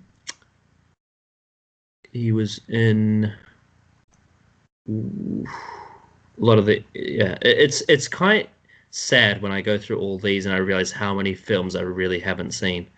Like, Yeah. even though I have a channel where I review films, like to be honest, I really haven't seen as much as people may think I have. I'm not sure if you were watching because I remember you were there on the live stream for a bit, but there was a moment when like I realized that I still haven't seen a Tarantino film yet, and I was like, what am I doing with my life? Mm. But um, yeah, but yeah, I do think there were a few very good moments for Sebastian Shaw's character, but just I wish there was more of it. I wish he was a constant thread of brilliance, as a villain should be. Yeah. Um, and we brought up Joker. That's one of the reasons why The Dark Knight a lot of people say it's the best superhero film ever made because literally every second the Joker's on screen, it's like 10 out of 10. Yeah. I Um, would say so. Yeah. yeah. Because like even people that don't love it, like because there's some people that aren't into that genre of superhero film, they're all just like, yeah, like I'm not biggest fan of the Dark Knight. I know that's controversial, but Heath Ledger's Joker is brilliant. Oh yeah. So having a good villain it's really important in superhero films. It's one of the biggest disappointments I have with the MCU because I just feel like they, over the years, really lack with the villains.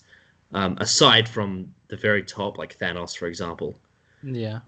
um, it is so important to get a good villain, and that's one thing that the Raimi trilogy really set up to do as well with the Yeah. villains.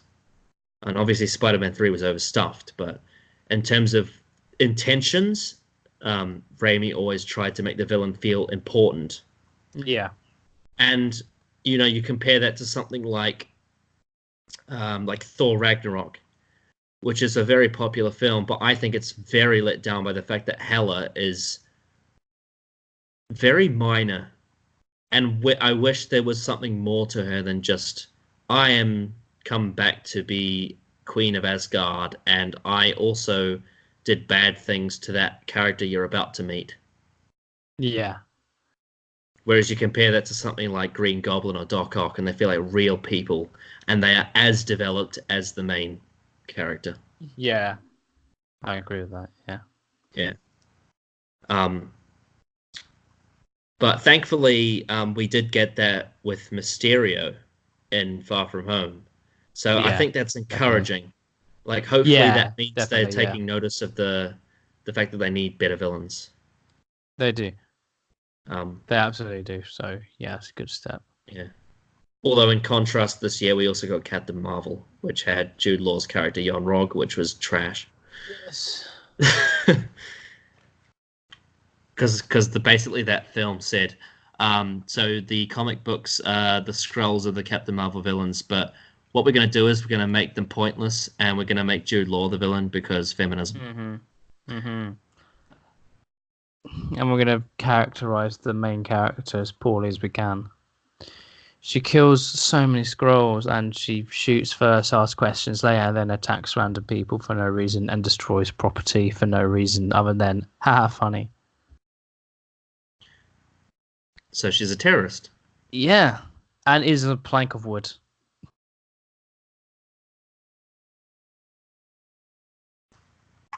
Yeah, like that. Yep, pretty much. And has the same voice for every line. Look at any trailer for Captain Marvel, clip it all together. It's the same inflection of her voice, it's the same sort of tone. Nothing changes. She's always speaking like this, you know how to, it's all that. It's boring and bland. Mm-hmm. Yeah, you know your film's shit when not even Samuel L. Jackson can save it. No. Um. So, um, just thinking. Oh yeah, so the next one's Banshee, aka Sean Cassidy. Mm-hmm. Um, now I've got to remind myself who that is. Yeah. I heard. Oh. Actually, Oh, Banshee is ginger. the ginger kid that can fly. Yes. Who can use sound waves? Right. Does Banshee appear in the original trilogy? Not as far as I'm aware of. It feels like Banshee and the angel guy from Yeah, where did Last Angel Stand. go? Where did Angel go in the original trilogy? Did she just die at some point within the couple of years? Oh yeah, sorry, Angel. I wasn't even talking about that character. I was talking Mm, about the one from The Last Stand with like the not yeah. angel wings, but like what is it? Angel wings? I don't know. No, it's You know? it's more like fly wings, like insect. I Yeah. don't know. No, I'm not talking about that character though. Yeah, I'm talking about the one from The Last Stand with like the big wings that come out his back. yeah, yeah, So like you got three characters that do the same thing. yeah, exactly. Which I guess, yeah, because you got Nightcrawler, and then you've got the guy in this film, which is effectively the same power. And I know that I But- suppose that Oh, makes sense and the because and the and the other guy from Origins, but it's a different kind of teleportation, I guess, because it's a oh different yeah, effect. Will I Am's character. Yeah. Even though it's the same power, it's a different, like, Yeah. it looks different. I do suppose that realistically that makes sense because mutations are meant to be common. Like when you have a Yeah. mutation, multiple people should have the same thing. Yeah. But Like it there is are odd. multiple like telepaths in this film, for But example. it's odd that they choose to have these characters that are only based around these powers and have them have the same powers and not have them have characters. Yeah. Um, yeah, not I'm not the biggest fan of the performance.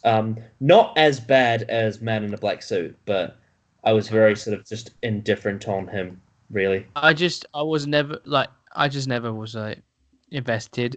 It was cool, like the what he did, flying with his sound wave, but other than that, I was just sort of like, Mm. Then we had Angel Salvador. yeah, the obviously insect wings that I was on about earlier, because like, I Yes, was like this saying like she just disappeared from the yeah. original trilogy. She's a very odd character. Like she's a stripper that can fly. That is good, but then all of a sudden it turns bad. Yeah. It's like, okay. Yeah, I feel like we're now in this point at this point in the list of characters, we're getting to the same thing that we had with the other films. It's like, oh yeah, well, this person has this, but that's it. Hmm. Yeah. I don't know. What else do I say about her? Um, like I don't know. The actress has charisma a bit, I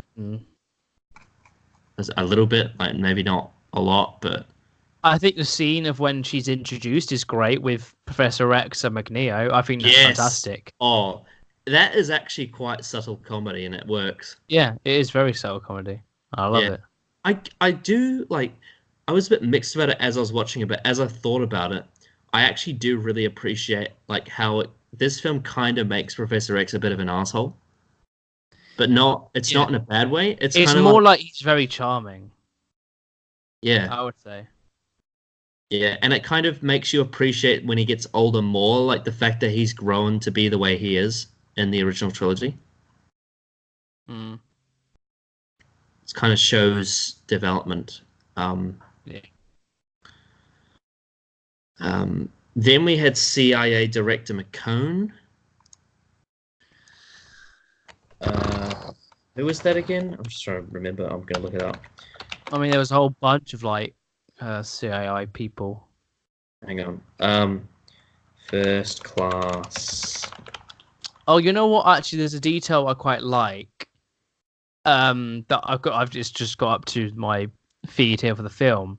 Is that it does a Dutch angle, but because the ship is on an angle as well, so it makes sense within like the scene and the set. So that's quite a nice little detail. As So opposed good female. to as opposed to the other film that came out in 2011 that has Dutch angles, but it has way too many of them. Yeah. Oh, I think um, McCone was one of the men that was in the room. He was the one that like had his mind read, I think. I guess, yeah. Yeah, he was part of the whole Russia versus USA bit of the film. I suppose we should probably talk about that because that's the one thing that we really haven't talked about so far in terms of plot. Mhm. We'll bring it up now. Um, I like how because it's in the old times, it sort of portrays it as like, oh, this is going to be a nuclear war. Mhm. Um, Yeah. and, and it actually has a diagram of the countries like killing each other. It's like a bit like Yeah, it what? does. Yeah. And I really like how the sort of villain motivation of this film is to like get rid of all the humans so that they can rule. It's very classic, like almost extermination for Yeah. power thing. And the fact that this war between USA and Russia is complicated by the fact that there's a third party in the mutants is interesting Yeah. because the people of that time period who've just come off World War II Oh in yeah. a very black and white situation. The fact that there's a spanner in the works here. It's interesting to see them crumble because it's not what they used to. Yeah. I think I think the film does actually a decent job with the sort of like political like subtext. I think Mm-hmm. it's Mm. very. I think it's very like much background within the main plot of the film, but I think what they do in this film with that, I think it's done pretty well. Yeah. Um, then we had Alex Gonzalez, who plays Janos Quisted, aka Riptide. Was Rip, that the guy with the hurricanes? I was I assuming. think so. Yeah, yeah, I think I so. mean, Yeah, it's the same with the other guy who can teleport. It's we don't know them as a character. They're just sort of they are literally like bodies with abilities in terms of yeah. like the narrative. When I saw him, I thought it was the same guy who throws cards in Origins. Yeah. Like, it's Mm. just Boy, it was Gambit again. yeah. Don't know I why. mean, it would make sense because it's within the same time frame. So, but, Is it though? but Because in Origins, Professor X is old and bald and standing. no. Doesn't make sense. Oh, it's so frustrating. Why did they have to have that scene in Origins? Why? Uh, There's Future Past. Please, please fix this. Your only chance. Just fix the CGI in that scene as well while you're at it. Oh yeah, please do that. Oh, and also I do really like how this film starts exactly the same way that X-Men 1 starts. It's the same scene. Yeah, it's the same. See, I was like, at first I was like, Yeah, did I put the wrong film? Did I yeah, do the wrong film? And I'm yeah, like, it same, does it really well, same. but it's I very think nicely integrated. after a few seconds I realized that the cutting was faster, Yeah, and I knew it was yeah, different. yeah.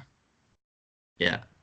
Um, then we had Russian General and we had Colonel Hendry. Yeah, forgettable characters. They were just part of that battle at the end. Um, Mhm. and they played stereotypes of the military at the time. So Yeah, I really like their reactions to when like the missiles are being thrown at them, and then also their reactions when they got stopped. yeah, It's like, oh, it's been good serving America with you boys. yeah. It was a nice little detail, I would say. Mm. Um. Ah, now I was just thinking about other characters. Obviously, we've already talked about Wolverine's cameo, Uh-huh. and we talked about the cameos from like Storm and Scott. Um, I'm just reading here that Stan Lee, who appeared in the first and third film, explained he was unable to participate in First Class because they shot it too far away. Yeah. So it's weird. We've been through 5 films so far, and he's only been in 2 of them. It's interesting. Mm.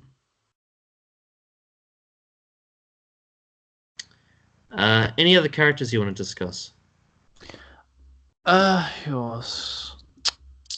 Trying to think who else. What other characters are around that we haven't talked about?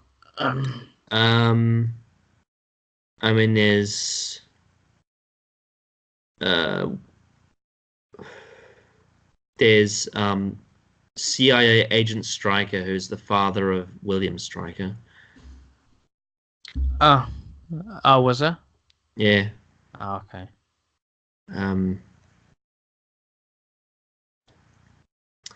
and there's a few other cameos, but they're very small roles. Yeah, The only one that's really notable is Wolverine, which is yeah. a great moment. It's a great cameo. So What did he say? Like when they approached him, what did he say again? go fuck yourself.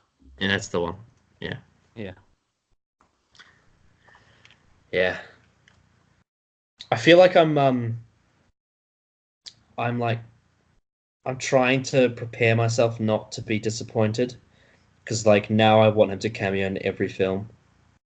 Yeah. I mean, the next two films I know that for sure have Oh yeah. him in it. So Oh yeah, yeah, of course he makes a cameo in his own fucking film, yeah. There's a Mhm. film called The Wolverine and he's only a cameo. What's this? Hmm. Um yeah, but whatever. Um but if we're done with the characters and the plot, we can move on to the other stuff, unless you want to talk Mhm. about that again. No, I think that's all good. I think we've talked about characters and the plot as Yeah. pretty decently.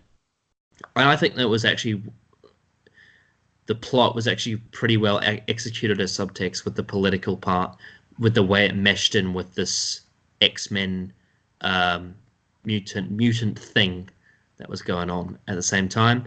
It's just I think the pacing of the film was very not well executed in a lot of parts of it, which No.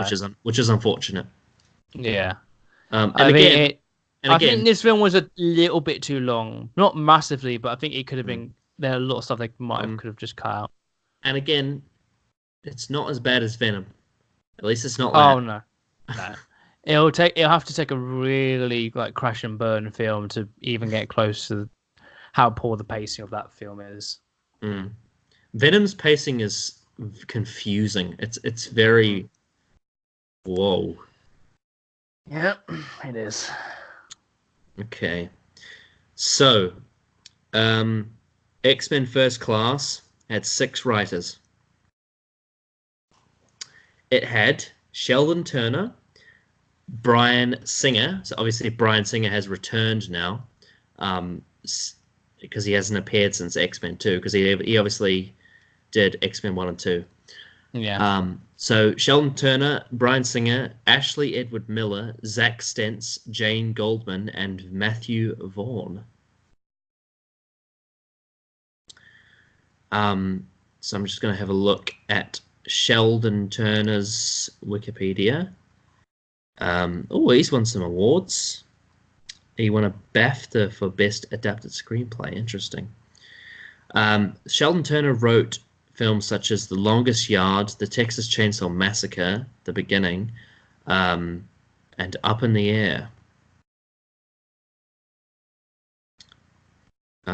Interestingly, Up in the Air came out the same year as Up, which is weird. But that's the even funnier part is that The Matrix 2 came out the same year as The Matrix 3. Yeah. Yeah. That's one of the funniest parts of these reviews. Because we keep bringing it up, yeah. The fact that the Matrix sequels came out in the same fucking year. And the fact that Brie Larson won an Academy Award for Best Actress. But yeah, Sheldon Turner, not particularly experienced. No. And so it was him and Bryan Singer who did the story, but in terms of the screenplay, Ashley Miller. Ashley Miller worked on some television series such as Andromeda, Terminator, The Sarah Connor Chronicles, and Fringe.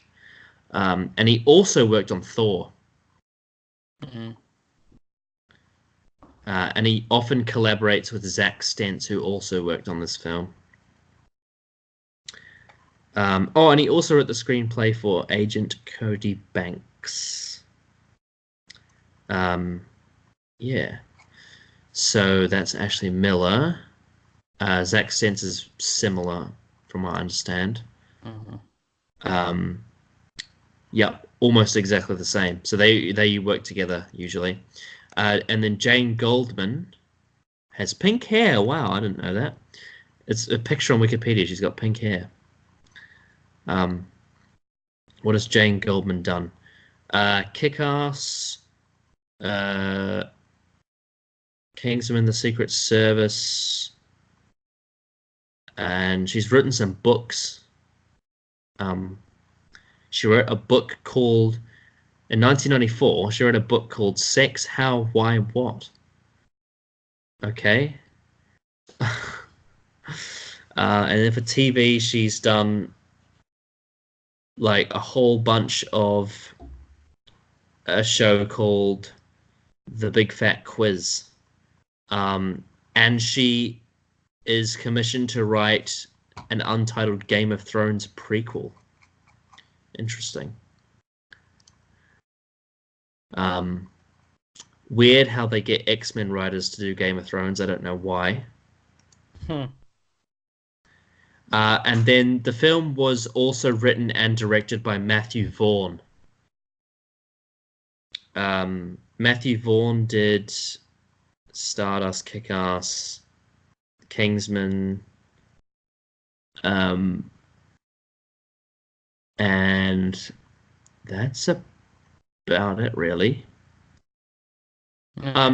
Considering that he's quite an inexperienced director, I thought he did a pretty darn good job.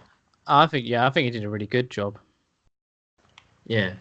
Obviously, I complained about the pacing, but in terms of just the cinematography, it was actually not bad. I really liked it. Most of it looked like it belonged in the time it was in, and it was well told. Yeah, I would say. Yeah. I wouldn't say it was outstanding, but certainly better than Origins.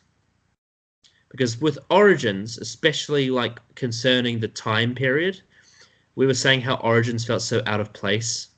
How like it looked like a British drama, but it sounded like a corny American film.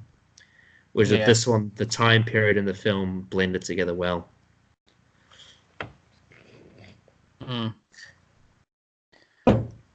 I think this. Yeah, I think the everything involved with like the writing, I think, and direction. I think the narrative direction, I would say, was really good. I just think that we said, I think just the pacing is like the biggest issue. I think, mm, especially within the middle. yeah. Um, and then the score was done by a man called Henry Jackman, who did Monsters versus Aliens, um, which weirdly is another film where the sequel came out the same year. I don't know how I. Oh, with Monsters vs. Alien, I've watched Monsters vs. Alien when it came out in Yeah. 3D, and I think the other thing is like a short film, so it's All not like right. a feature. It's not a feature film. It's a Right. Halloween special thing. All right. Mutant Pumpkins from Outer Space. Yeah. He did the score for Kick-Ass. He did the score for Gulliver's Travels, the Winnie the Pooh 2011 movie. He did the score for Puss in Boots. I didn't even know that Puss in Boots had a sequel. Maybe that's another short film. It is a short Right. film. It is a short film. Um, Puss in Boots: The Three Diablos. Huh. He did the score for Wreck-It Ralph. He did the score for G.I. Joe Retaliation. He did the score for Turbo. Oh, he did the score for Captain America: The Winter Winter Soldier. Soldier. Yep. Winter Soldier. Ah, Yeah, I recognized the name when I saw it. I'm like, I yeah, think that's the guy who did one of the Marvel films. yeah. Kingsman: The Secret Service. Captain America: Civil War. Yeah, he did Civil Uh, War as well. Jack Reacher Never Go Back, Kong Skull Island, Jumanji: Welcome to the Jungle, The Predator, which is that film by Shane Black that Adam absolutely despises. Mhm. Pokemon Detective Pikachu. Um, and he did some work on the Da Vinci Code, Dead Man's Chest, The Holiday, At World's End, The Simpsons movie, Kung Fu Panda, Hancock, The Dark Knight, and yeah, so quite a lot of experience. Oh, he also did the score for Colin McRae Dirt, the video game, and Uncharted 4 as well. Oh, okay. All right, that's cool. So what do I think of the score of this film? I think the actual sound is excellent. I think the way the actual music that he made is really good, but I don't like the way it's edited into the film. I feel like a lot of it is too loud and intrudes on the scene. Mm. The scene where Magneto shoots up the bar is accompanied by this really epic, like dun dun music. I really feel like those two things don't go together very well. Um, Mm. so it's quite incongruous, I think the score is, but overall, the actual sound of the score is very good, Yeah, very well composed. I would agree. Um, it's almost like when some people, especially Classic Who fans, tend to criticize Murray Gold's music. Yeah. The reasons they give for that is almost similar to my reasons for Henry Jackman's score of this film. Mm. It's very But intrusive. I feel like the Murray Gold's music. I think it enhances the scene for me. Mm. I Yeah. get maybe maybe I feel like with those scenes, I feel that it makes it more iconic. I think like Doomsday, for example, Mm. like that's well integrated into the scene and the context of the scene as well, and it Mm. enhances it and it's memorable from that. So I think that's an example of music enhancing the scene. Yeah. Yeah. Whereas I think Henry Jackman's music, while sounds great, doesn't do that sometimes. It's a bit too loud for my liking. Mm. Yeah. Um, but yeah, that's what I've got to say on it. Are we ready to move on to the trivia? Yep. Okay. Oh, and one more thing I will say, looking at the picture of Magneto in that yellow suit, one of the things that I really didn't like about the first X-Men film, I think I may have mentioned it in the review, is that I don't like how it doesn't want to embrace what it really is. It was trying Mm. too hard to be something that it's not. And what I like about this film is it really embraces what X-Men really is. Yeah. It's very honest. Yeah, I would say so. Oh, Yeah, the screen sort of frozen for me. I don't know if it's. oh, Oh, you're there we back. go. Yeah, if the screen froze for a minute, Oh, still I could still hear you. So right. I was just saying that the identity was masked in some of the other X-Men films, whereas this one was very honest. yeah, yeah. I agree. Okay, trivia time. Um, to prepare for his role as Charles Xavier, James McAvoy shaved his head. He soon learned that the filmmakers wanted Xavier to have a full head of hair in the prequel. Throughout the first month of filming, McAvoy had to wear hair extensions. He finally shaved his. Yeah. So that's funny how he shaved his head for that. But He then he probably regret. should have just let it. Well, I don't know. Yes, that's very odd. Yeah, but I liked how like committed to the role he was in a sense.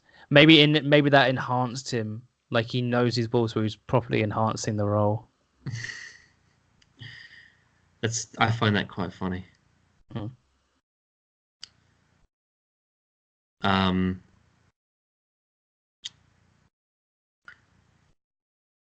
uh, uh, to prepare for his role as Eric Lionshire, Michael Fassbender studied Ian McKellen's performance as Lionshire in the previous films, but also looked through the comics as he decided to make his own version of Magneto. You want to respect what someone else has done, but especially because the fan base really liked it and what Ian has done with it. But while I could have gone and studied him as a young man and brought that to the performance, I don't think Matthew is very interested in that. So I'm going my own way and working with whatever is in the comic books and the script. I think he did it exactly the way he needed to. Mm. Like I said, his performance resembles Magneto, but it's its own thing. Creates a new version of it that does connect to the older version, but it's not exactly the same. Yeah, Which is one of the things that I'm quite scared about when I eventually watch Solo, because I feel like that's going to be one of the problems with Han Solo's character is it may not actually do that. yeah. Um, to prepare for his role as Beast, Nicholas Hoult studied Kelsey Grammer's performance as Beast in The Last Stand, and his early series Fraser. And he also underwent training in athletics, weightlifting, and boxing.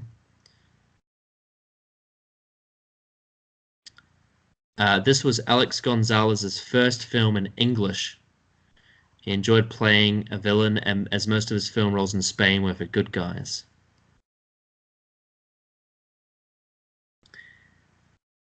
Um, a telepathic battle between Professor X and Emma Frost was going to be in this film, but upon release of Inception, the concept was scrapped. This was then used. Yeah. So yeah, Inception came out the year before. Hmm. So they didn't want to do the same thing, apparently. No. Um, because it's Inception. Like, it just won't compare at all. Inception is brilliant. Um, like if it, like obviously with these reviews, like because I'm a completionist, I'm enjoying doing these like with like as like series because it means you Hmm. get to like talk about them as a series. But if there were ever a film standalone that I'd love to review, it would be Inception because Yeah. it's fucking brilliant. I And the don't think fact I've that seen Inception in full. I've only seen clips of it. ooh, have you seen Limitless? No, I have not seen Limitless. Wow. Okay, so those are two films from 2010 that I love. And they're standalone Hmm. concept films, and I think they Yeah. are excellent. So if we were ever to review standalone films, those are the two films that I would recommend to start with. Mm. Um, but yeah, anyway. But yeah, the fact that Christopher Nolan made Inception in the middle of making Dark Knight and Dark Knight Rises is quite the achievement. Yeah. It's quite Yeah. hard, like hard work to make two films in a row that are so good, like Dark Knight and Yeah. Inception are arguably two of the best films probably ever made, and he made them both in a row. Like that's insane. Like the fact that he was working on Yeah. Inception at the same time as working on the other two, overlapping. It's like you couldn't really get a bigger peak of your career than that. No. Yeah. Anyway. Uh Matthew Vaughn instructed the cast to do away with all accents in their performances. James McAvoy had planned to do Patrick Stewart's voice, but Vaughn squashed it. Um, Vaughn also told Rose Byrne that McTaggart would not have a trademark Scottish accent in the film. Um, so yeah, they decided not to have accents. I suppose just to make the performances more natural. Yeah. And as we've seen, sometimes accents in films can bring things down. Yeah. Like Andrew Garfield, for example. Yeah.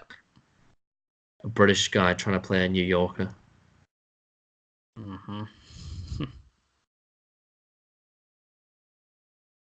Azazel is the modern Hebrew word for hell, which corresponds with the character's devilish nature.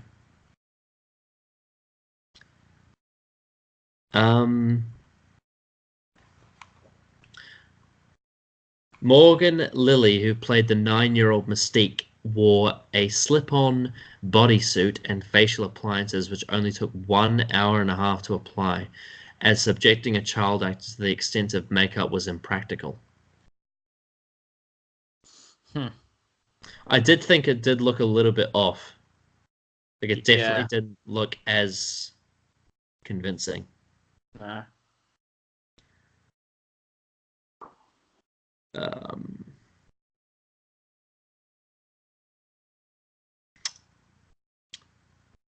um, Matthew Vaughn, who's the director, cited the first two X-Men films, Batman Begins, Star Trek 1966, and the 60s Bond films as major influences on this film. That makes a lot of sense, actually. I can see where that comes from. Especially because obviously, like with Bond films, I've already commented before on that. But also when comparing to 60s Star Trek, you think about the scenes with them wearing the suits flying in the ship, like it's very Star Trek-esque. Yeah.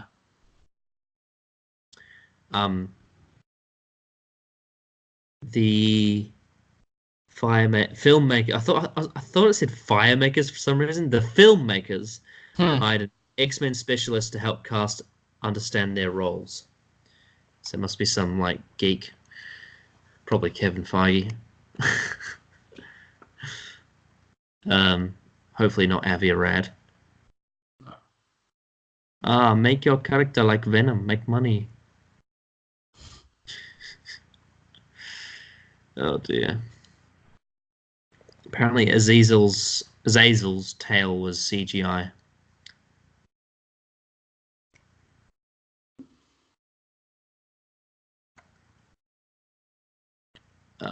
Charles Xavier makes two mentions about going bald in later life. Too. Yeah, in later life, of course, he does go completely bald. But the thing is, he goes bald, but he's standing. Yeah. Why is he standing? I feel like even mentioning it once is a little bit too on the nose. While it's funny, it's like, you know. That scene at the end with him in the wheelchair was very on the nose with everything it said. Because it had the bald joke, but then it also had McTaggart go, "Oh, you're X-Men." Like she comes up with a name like out of nowhere. Yeah. Yeah. Oh, and fucking Mystique comes up with the names Professor X and Magneto like as a joke. Like, that was Ah, weird. That was really weird. yeah.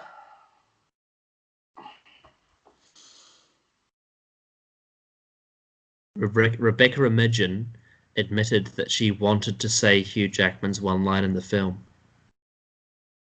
Go fuck yourself. Is that meant to be like when they approached her to be in it? Or I can't. I can't. I don't know what she means by that. Either her scene in the film, or to the studio. I don't know. oh well. Um, who knows? Who knows? Who knows? Michael Fassbender let his accent slip when making a speech during the beach scene. I think I remember that actually. I can't remember.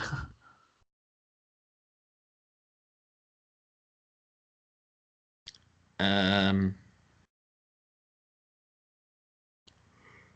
due to it being the off season in the middle of a very cold December, there was not a single onlooker during the entire 3-week duration of the final beach shoot, much to the shock of the crew. That's insane. 3 weeks on a beach and no one notices that you're filming this massive event.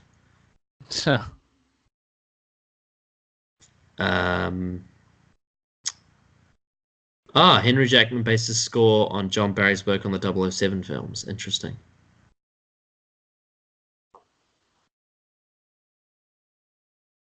James Bond is not the kind of thing you would think that X-Men would work with, but it kind of does in this a little bit. Yeah. Just not quite with the romances. Sadly.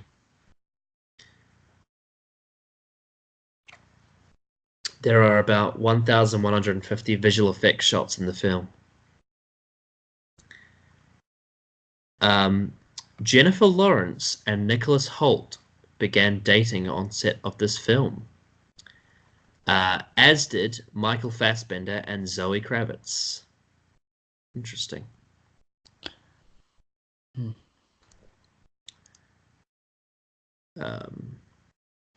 Okay then.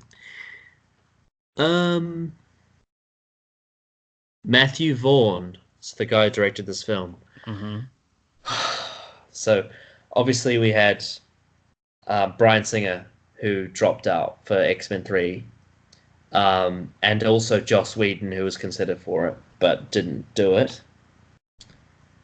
Matthew Vaughn was originally hired to direct X-Men 3, but left citing pressure from the studio to finish the film within too short a time. He was approached again for this film and accepted, being an X-Men fan with a desire to direct an X-Men film, even though it meant he'd have even less time to finish the movie than with The Last Stand. I think he did a good job, considering. Yeah, kind of wish he did direct The Last Stand now.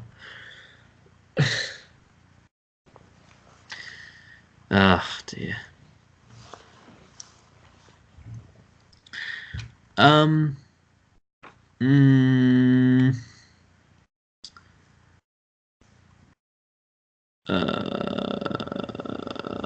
Rose Byrne was cast late in production, which had already begun by the time she was picked for the role. That's just like Hugh Jackman with X-Men 1. Yeah. Despite being the main hero, Charles Xavier never comes into contact with the villain Sebastian Shaw. Well, technically he does, because he uses his superpower on him. Yeah. So, I don't know, that's kind of... I suppose the actors don't come in contact. Yeah. Rosamund Pike was considered to play McTaggart. Interesting. Taylor Lautner was considered to play Hank McCoy, aka Beast, but dropped out due to scheduling conflicts. That would have been a disaster. I'm glad that didn't happen, because the guy they actually did get, Nicholas Hoult, was much better. Because Taylor Lautner is not a good actor.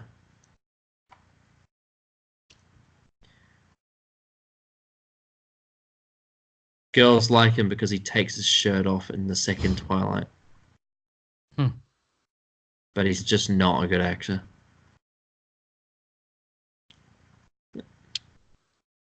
Shark Boy and Lava Girl, though. he's great in that. As a small child. Amber Heard was rumoured to play Mystique before Jennifer Lawrence was cast. Let's have a look at Amber Heard. I just want to see what it would have been like. Oh, yeah.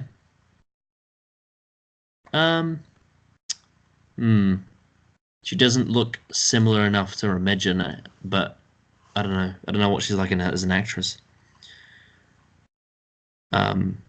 She certainly would have had more of a villainous vibe to her look than Jennifer Lawrence did. Alice Eve was originally cast as Emma Frost, but a deal couldn't be reached, so she was replaced with January Jones. Interesting.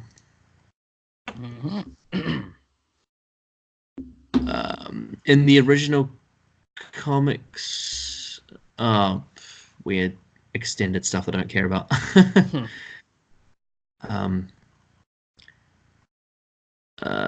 The War Room is intentionally virtually identical to the War Room set in the 1964 film Doctor Strangelove.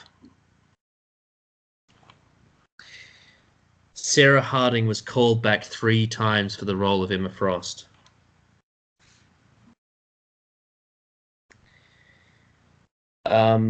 Michael Fassbender and James McAvoy both appeared in the HBO miniseries Band of Brothers.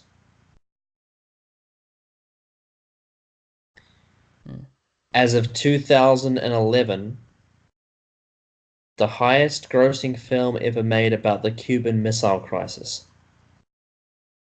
That's an interesting... Very odd, very specific record. Yeah.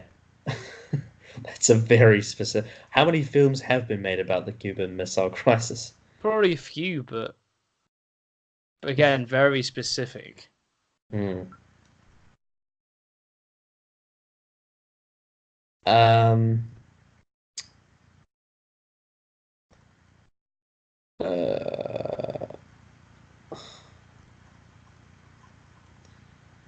X-Men First Class is the only core X-Men film to not feature an extended title sequence. Yeah, because the film just sort of starts. That's one thing that I'll give Origins over this. Origins has the best title sequence so far. It's excellent. I mean, maybe that's just something that David Benioff has a talent for, because the Game of Thrones title sequence is great too.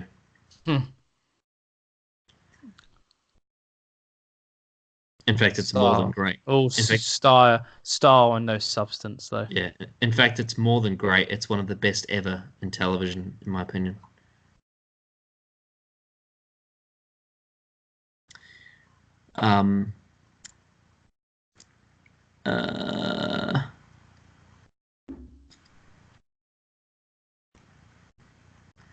Okay, that's enough. That's enough trivia. Give your conclusion and a rating out of 10 for X-Men First Class. God, I don't know what specific ranking I'm going to give it. I think it's a very entertaining film. I think its main actors are fantastic. Are probably some of the best performances so far. I think in terms of entertainment, this is probably the best so far. Just watching through the whole thing, there are some pacing issues in the middle, I will say, but I think what the film sets out to do, I think it does it pretty damn well. I think also the effects, apart from a couple parts, are exceptional when you compare it to the rest of the series so far to this point. So I think also the direction is very good as well. So I think there's a lot of positives in this film. I think just what holds it down are some characters' execution. I think could have been a lot better. There's a lot of tell instead of show. I think Mystique is the biggest example of that. So I am going to give this film, a pretty positive rating. I'm going to say 7 out of 10. I think I did really enjoy this film, and I was surprised at how much I did enjoy it. Mm. That's the best one so far. The That is, X-Men. yeah, it's the highest so far. Mm. In terms of film ratings, from memory, just thinking what other films you gave 7. I think you gave Iron Man 1 a 7. I did give Iron Man 1 a 7, yeah. Um, I can't remember which else. Um, maybe there wasn't another one. I don't remember. Um, oh, oh no. There might I be, was I th don't know, I'm not sure. No, you gave Homecoming a 7.5. Yeah, Homecoming, I would say, is better than this film. I would say. So did I. I think the execution of that film, I think is better. I just think this Oh, I mean, cinema, Homecoming's villain. yeah. Homecoming's Oh yeah, villain exactly. is. I think the cinematography and direction is the biggest issue I have with Homecoming, Mm. and a couple of little things about the characteristics. Other than that, I think it's a good film. Yeah. X-Men First Class was a pleasant surprise to an extent because I thought it was going to be dog shit, but it wasn't dog shit. It was actually decent. A decent little prequel that obviously creates some plot holes, but as a standalone film, does it well. Acting, casting for the main two characters was sublime. Some of the moments with them are some of the best moments in this series. There's encouraging vibes from this film that makes me think that there could be some enjoyable elements to some of the films coming up. Wolverine's cameo was awesome. And I do like some of the other stuff, like with Beast. But then again, there are underlying parts of the film that aren't very good, such as the pacing, such as some of the characters, such as some of the just usual stuff you get with X-Men films. But overall, there are some things that are much better about this than there are about the others. Mm-hmm. In terms of the rating, I'm gonna say 6.5. Because I think it's just a notch above First Avenger for me. Because I gave First Avenger a 6.